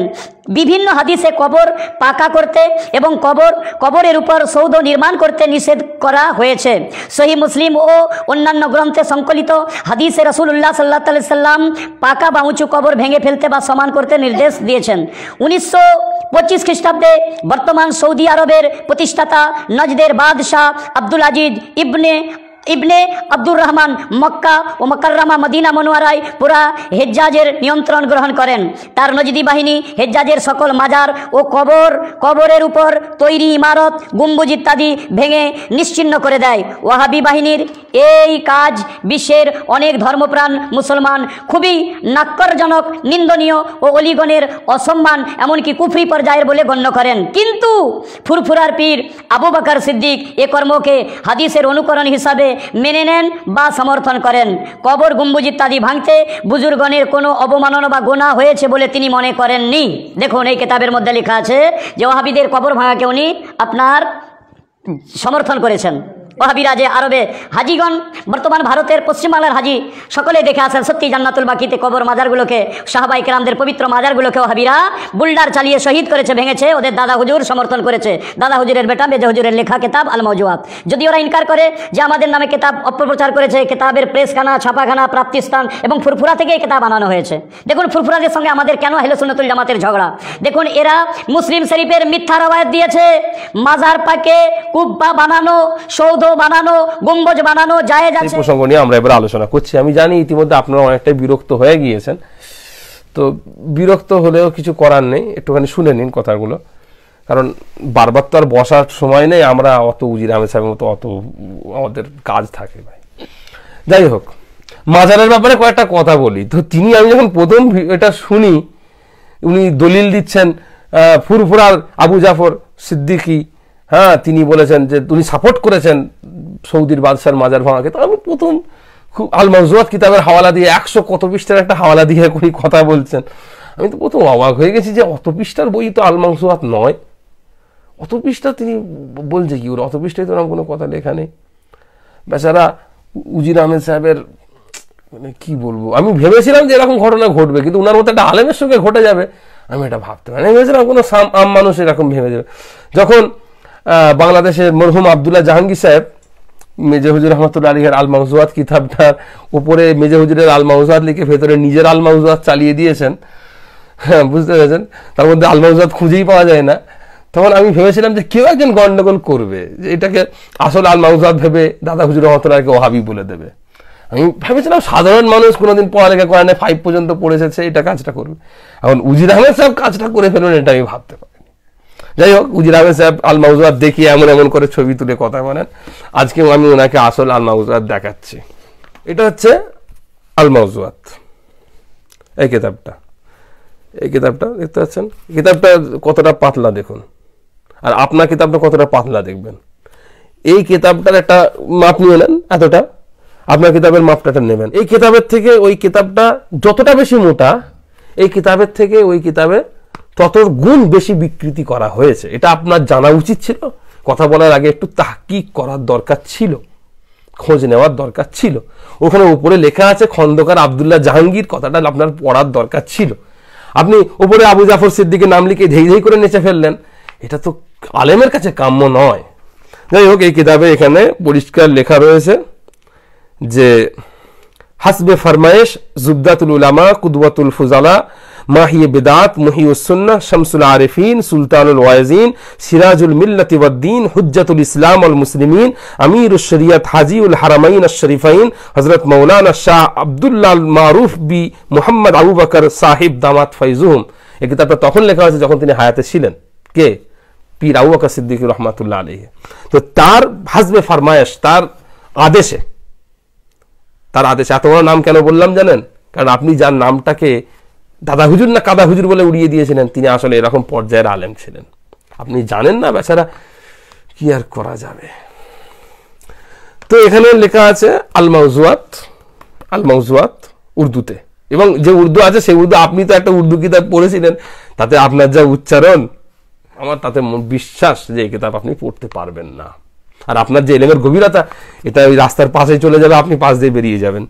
যাই হোক, এবং আজ তাসনিফাত আদিবে কামিল ফাজিলে বেনাজির মাহিরে ফুনুন ফখরুল ফুকাহা ওয়াল মুহাদ্দিসিন আল্লামা হাজি মৌলানা শাহ মুহাম্মদ আবু জাফর সিদ্দিকী সাহেব দামাত ফাইজুহুম। তখন ইনিও হায়াতে ছিলেন, মির্জা হুজুর রহমাতুল্লাহ আলাইহি।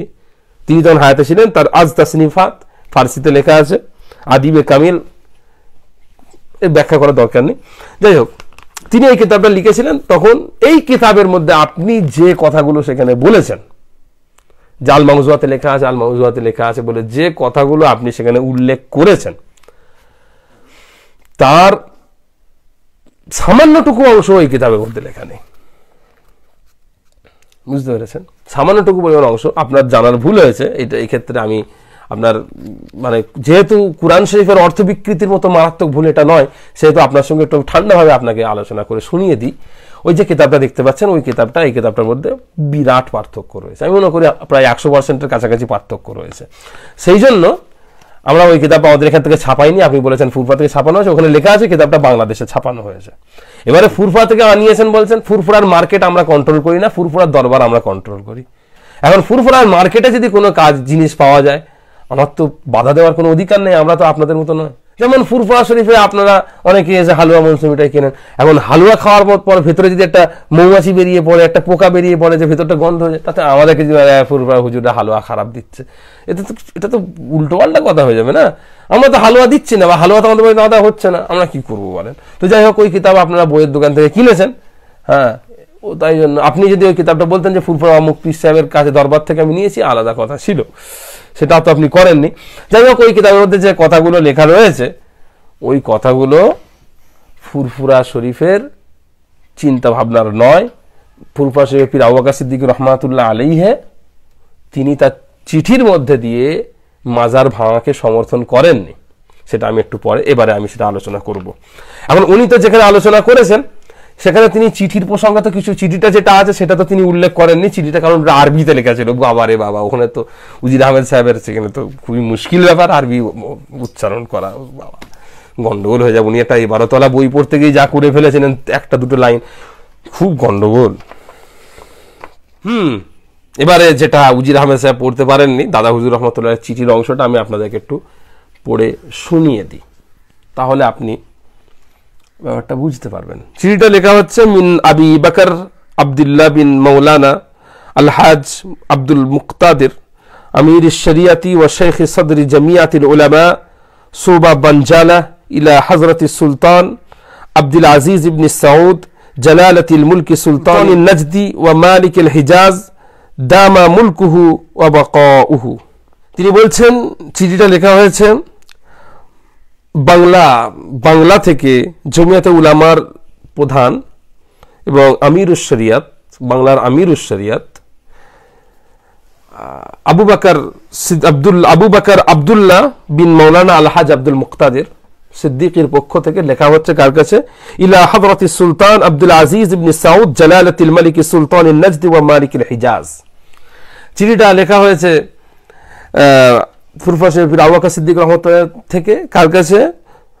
হিজাজ এবং নজদের বাদশাহ আব্দুল আজিজ বিন সাউদের কাছে চিঠিটা লেখা হয়েছে। চিঠির মধ্যে শুরু করছেন আসসালামু আলাইকুম ওয়া রাহমাতুল্লাহি ওয়া বারাকাতুহু। চিঠিটা শুরু হচ্ছে, আম্মা বা'দ فلا نزال نسمع أن الآثار القديمة وقباب المزارات المقدسة في سلطنتكم الحجاز قد اندهمت ومحيت بأمركم।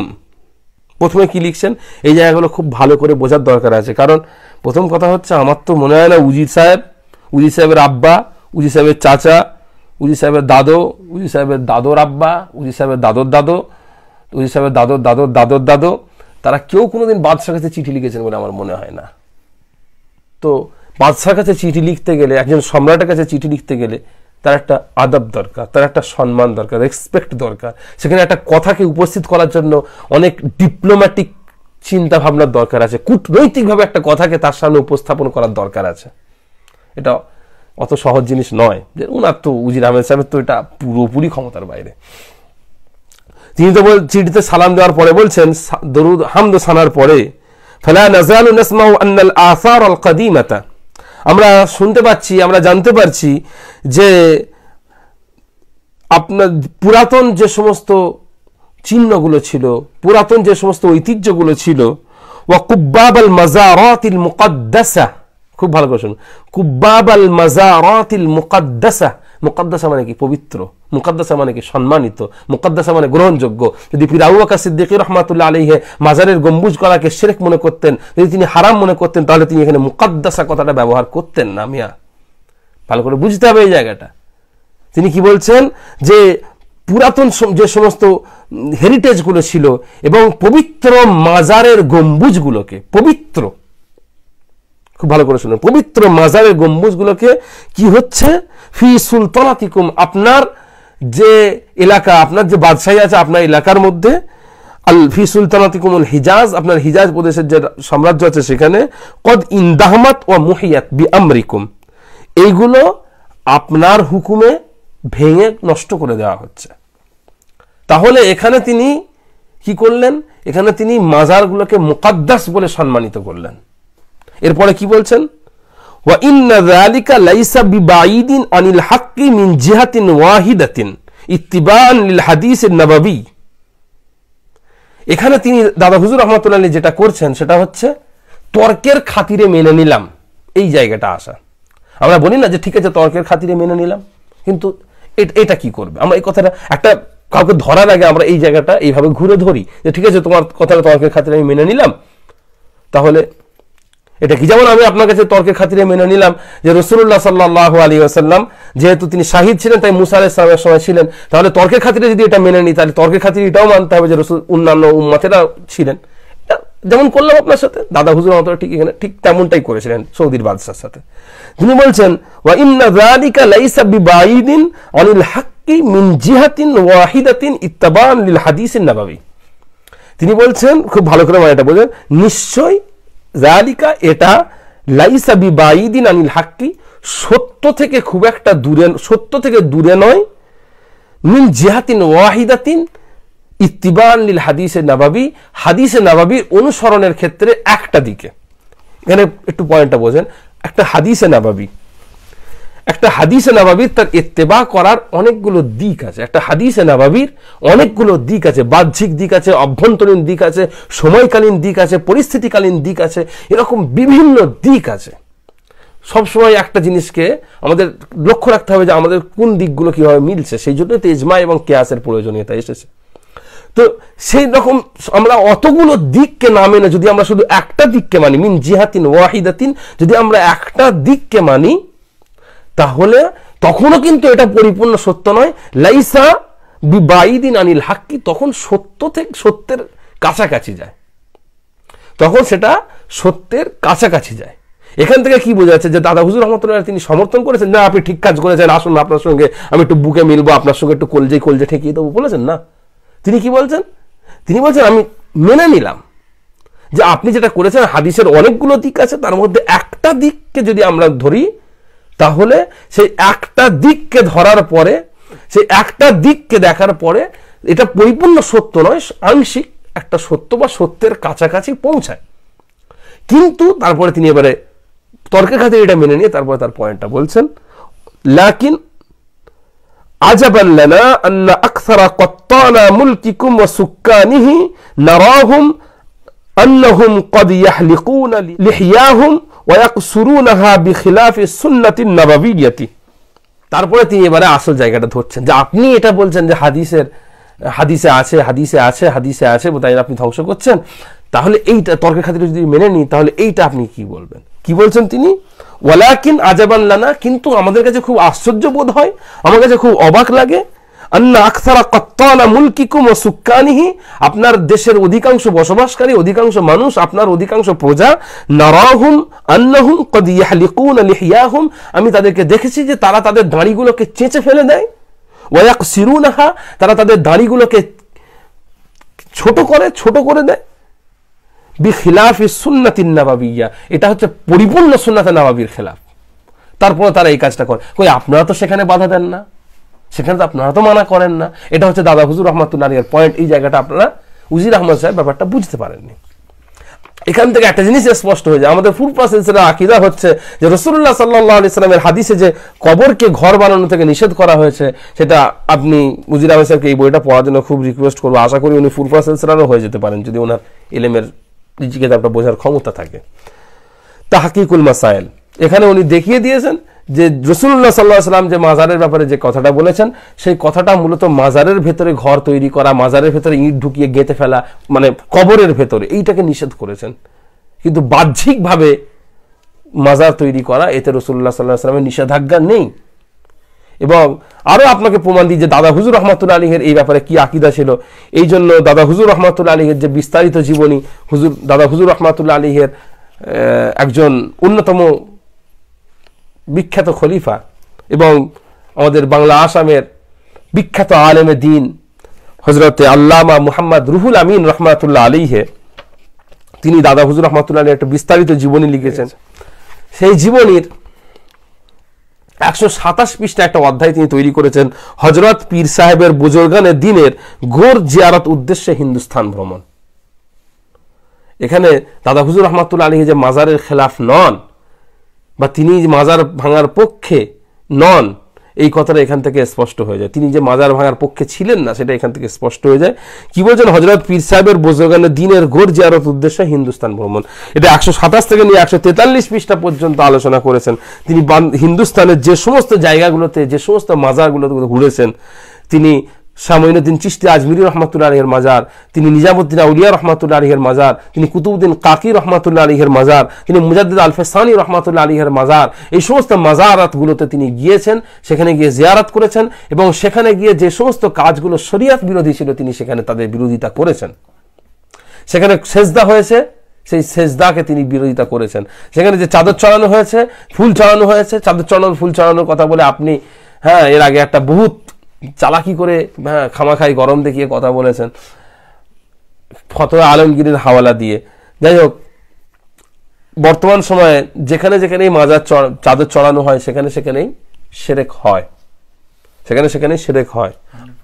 আমাদেরকে শেখাতে আসবেন না। আমি নিজে নিজামুদ্দিন আউলিয়া রহমাতুল্লাহ আলাইহির মাজারে গিয়ে দেখেছি যে লোক ডাইরেক্ট সেজদা করছে। যদি আপনারা বন্ধ করতে পারেন তাহলে আমাদের কাছে বলবেন যে দেখুন, চাদর চড়ানোর পরেও সেজদা না করিয়েও রাখা যায়। চাদর চড়ানো যেখানে শুরু হয়ে যায়, আগরবাতি জ্বালানো যেখানে শুরু হয়ে যায়, ফুল যেখানে চড়ানো শুরু হয়ে যায়, সেখানে সেজদাও শুরু হয়ে যায়। আর এটা হচ্ছে এজমার জায়গাটা। এজমা সম্পর্কে কি বলা হয়েছে? যে একটা সময়ের সমস্ত উলামাদের একমত হয়ে যাওয়া যে এই ব্যাপারটা, একটা ব্যাপারে যেটা পবিত্র কোরআনে এবং পবিত্র সুন্নাতের মধ্যে যেটা স্পষ্টভাবে নেই, সেটাকে একটা সময়ের সমস্ত মুজতাহিদ পর্যায়ের উলামাদের সেই ব্যাপারে একটা ফয়সালার উপরে একমত হয়ে যাওয়া। এখন ফতোয়া আলমগীরি লেখার সময় বা আলমগীরের সময় যে ব্যাপারটা ছিল, পরবর্তীকালে যখন এই জিনিসটা দেখা গিয়েছে, শিরকের প্রচলন প্রচন্ড পরিমাণে ছড়িয়ে গিয়েছে, তখন দাদা হুজুর রহমাতুল্লাহ আলাইহি দেখেছিলেন যে যেগুলো শিরককে তৈরি করে, যেগুলো শিরকের জায়গায় একটা কবরকে নিয়ে যায়, সেগুলোকেও আমাদের বাধা দেওয়া উচিত। মাজার বা কবর, বুজুর্গানে দ্বীনদের কবর, সেটার উদ্দেশ্য কি? সেটার উদ্দেশ্য হচ্ছে মানুষের সেখানে গিয়ে কিছু মুরাকাবা মুশাহেদা করা, কিছু জিকির আজকার করা, কিছু তালকিন করা, কিছু কাশফ করা। সেইগুলোর জন্য যতটুকু প্রয়োজন ততটুকু করাই যথেষ্ট, তার বেশি কিছু করার দরকার নেই। তো দাদা হুজুর রহমাতুল্লাহ আলাইহির আকীদা ছিল, এবং সেই জন্য তিনি যেখানে যেখানে যে মাজারে গিয়েছেন তিনি সেখানে সেখানে সেই সমস্ত জিনিসগুলোর ব্যাপারে, যারা সেখানে ঢোল তবলা বাজিয়ে কাওয়ালি করতো, গাঁজা ফুঁকতো, হ্যাঁ, যারা শিরক করতো, তাদেরকে দাদা হুজুর রহমাতুল্লাহ আলাইহি বিরোধিতা করেছেন। কিন্তু তিনি কোথাও বলেননি যে মাজারটা ভেঙে দাও, মাজারটা গুড়িয়ে দাও, মাজারটা শেষ করে দাও, কারণ তিনি ফি নাফসিহি কোনো ক্ষেত্রে জীবনে কোনো সময় তিনি মাজারের বিরোধী ছিলেন না। আল্লাহ পাকের আউলিয়া বান্দাদের তিনি যথেষ্ট সম্মান করতেন, সেই জন্য নিজের খলিফাদেরকে নিয়ে এসে তাদের মাজারে গিয়েছেন, জিয়ারত করেছেন, তাদের থেকে ফায়েজ নিয়েছেন। কিন্তু যে সমস্ত জিনিসগুলো শরীয়তের খেলাফ কাজ করে, বা যে সমস্ত জিনিসগুলো শরীয়তের খেলাফ কাজ করার দিকে মানুষকে নিয়ে যায়, সেই সমস্ত ক্ষেত্রগুলোতে পীর আবু বকর সিদ্দিক রহমাতুল্লাহ আলাইহি প্রতিবাদ করেছেন। এবং যেটা চিঠির ব্যাপার, সেই চিঠির ব্যাপারে আমি আলোচনা করে দিলাম। আপনাকে আমি একটা কথা বলি, আপনার দাদা হুজুর রহমাতুল্লাহির ব্যাপারে আপনি যে বইটা পড়ছেন আল মাউজুয়াত, ওটা আসল আল মাউজুয়াত নয়। আসল আল মাউজুয়াত হচ্ছে এটা, দেখে নেন ভালো করে। ঠিক ধরেছি তো? আপনার মতো উল্টো ধরছি না তো? ঠিক আছে, এটা হচ্ছে আসল আল মাউজুয়াত। এটা ইনশাল্লাহ এখন খুব একটা পাওয়া যাচ্ছে না, তবে ইনশাল্লাহ খুব তাড়াতাড়ি এটা অ্যাভেলেবেল হয়ে যাবে। এটা আমাদের দরবারের পক্ষ থেকে এটা প্রকাশনার কাজ বিভিন্ন জায়গা থেকে চলছে, ইনশাল্লাহ হয়ে যাবে, আপনারা হাতে পেয়ে যাবেন। এটা এখানে মাজার ভাঙা, মাজারের ব্যাপারে এসব কিছু আলোচনা নেই। কিতাবটা হচ্ছে মাউজুয়াত হাদিসের ওপরে, আপনার মাথার উপর দিয়ে যাবে। আমি জানি যে সমস্ত কথাগুলো হাদিস হিসেবে প্রচলিত আছে, কিন্তু সেগুলো হাদিস নয়, সেগুলোকে এখানে উল্লেখ করে দিয়েছেন পীর মুফতি আজম মেজলা হুজুর পীর কেবলা রহমাতুল্লাহ আলাইহি। এখানে তিনি মাজারের ব্যাপারে, ওহাবিয়াতের ব্যাপারে, এই ব্যাপারে এতে একটা হরফও নেই। তো যাই হোক, আপনি যেটা পড়ছেন সেটা অন্য বই, এটাই আমার মূল বক্তব্য। যাই হোক, অনেকক্ষণ আলোচনা করলাম আপনার কাছে। আশা করি আপনি নিজেকে সংশোধন করবেন, নিজেকে যে জায়গাগুলো ভুল করছেন। আমি আপনাকে একটা কথা বলি, আপনার যে জায়গাটা ভুল হচ্ছে মেন, সেটা হচ্ছে আপনি পড়াশোনা জানেন না। আপনাকে এই কথাটা কেন বললাম জানেন? কারণ আপনি কোরআন শরীফ ভুল ব্যাখ্যা করেন, কোরআন শরীফের অর্থ বিকৃতি করেন। এটা কোনো মতেই ক্ষমা করা যায় না, কোনো মতেই ক্ষমা করা যায় না। একজন যদি কেউ কোরআন শরীফের ভুল একটা আয়াতের বিকৃতি করে, আমরা তাকে একটু শাসন করে বলি যে আগে পড়ে নে, পড়ে নিয়ে তারপরে মানে করবি। আপনি পড়ুন, কোরআন শরীফের ইয়ার কি নয়, নিজের ইচ্ছা মতো নিজের দলের সুবিধার্থে কোরআন শরীফকে ব্যবহার করবেন। আপনার কোরআন শরীফ আপনার আহমদ রেজা খানের লেখা নয়, তাই জন্য সাবধান থাকবেন। কোরআন শরীফ যখন হবে, কোরআন শরীফের যখন আয়াত আপনি বলবেন, সেক্ষেত্রে আপনাকে অনেক বেশি সাবধান থাকতে হবে, অনেক বেশি কেয়ারফুল থাকতে হবে। এবং নিজের প্রচারের জন্য আমি খুব ভালো করে জানি আপনার হঠাৎ করে ফুরফুরা সিলসিলার পেছনে এত লেগে যাওয়ার কারণ হচ্ছে একটু নিজের প্রচার চান। হয় না, অনেকেই চেষ্টা করেছে, আমাদের সামনে অনেকেই চেষ্টা করেছে, তো হয়ে গিয়েছে। শেষ পর্যন্ত উঠতে পাহাড়ের নিচে আসতে হয়েছে। সবাই চেষ্টা করে, হ্যাঁ। আহমদ রেজা খান রহমাতুল্লাহ আলাইহি বলে দেখছে যে না, কেউ কিছু গুরুত্ব দিচ্ছে না। আহমদ রেজা খান রাদিয়াল্লাহু তাআলা আনহু বলছে, তাতেও দেখছে কেউ কোনো গুরুত্ব দিচ্ছে না। আহমদ রেজা খান আলাইহিস সালাম বলছে, তাতেও কেউ কিছু গুরুত্ব দিচ্ছে না। আহমদ রেজা খান সাল্লাল্লাহু আলাইহি সাল্লাম বলছে, দেখছে এতেও যদি লোক কিছু গুরুত্ব না দেয়, শেষ পর্যন্ত আহমদ রেজা খান জাল্লে জালালহু জাল্লে শানহু নাউযুবিল্লাহ মিন যালিক এইসব কথাগুলো বলে দেবে। তবুও লোক তাদেরকে বিখ্যাত করে না, তবুও তাদেরকে মোটামুটি চা খাইয়ে, এটা সেটা করে, হালিম খাইয়ে, পরোটা খাইয়ে, তরকা খাইয়ে একটু একটু একটু 2-4 দিন ধরিয়ে রাখা যায়। তারপরে ওই হালিম মুখে বাসি হয়ে গেলে আর ভাল লাগে না, চলে যায়। সেই জন্য প্রচার এইভাবে হয় না। আপনারা যে সিলসিলায় আছেন বা আপনারা যে মতাদর্শে আছেন, এর ব্যাপারে তো বলতে গেলে শেষ করা যায় না। এবং অনেক বলা হয়েছে, অনেকেই বলেছে, সবাই তো আপনাদেরকে উত্তর দিয়েছে। আপনাদের লজ্জা শরম বহুত কম বেরেলিদের, এই জন্য আপনারা সেখানে কিছু এখনো পর্যন্ত মুখ উঁচু করে বাইরে ঘুরে বেড়ান। আপনাদের মুখ উঁচু করে বাইরে ঘুরে বেড়ানো উচিত নয়, হ্যাঁ। আর আপনাদের কাজ শুধুমাত্র মানুষের মধ্যে ফিতনা সৃষ্টি করা, একে ওকে কাফের কুফুর করা, একে ছোট করা, তাকে ছোট করা, এই কাজগুলো থেকে দূরে থাকবেন। মানুষকে সঠিকভাবে ইসলামের কথা মানুষের কাছে জানিয়ে দেওয়া, নামাজ রোজা হজ জাকাতের কথা বলা, এসব কাজগুলো আপনি পারলে করেন, না পারলে ঘরে বসে থাকেন। কাজের কি অভাব পড়ে গেছে আপনার, কাজ যে কোনো কিছু করেন না।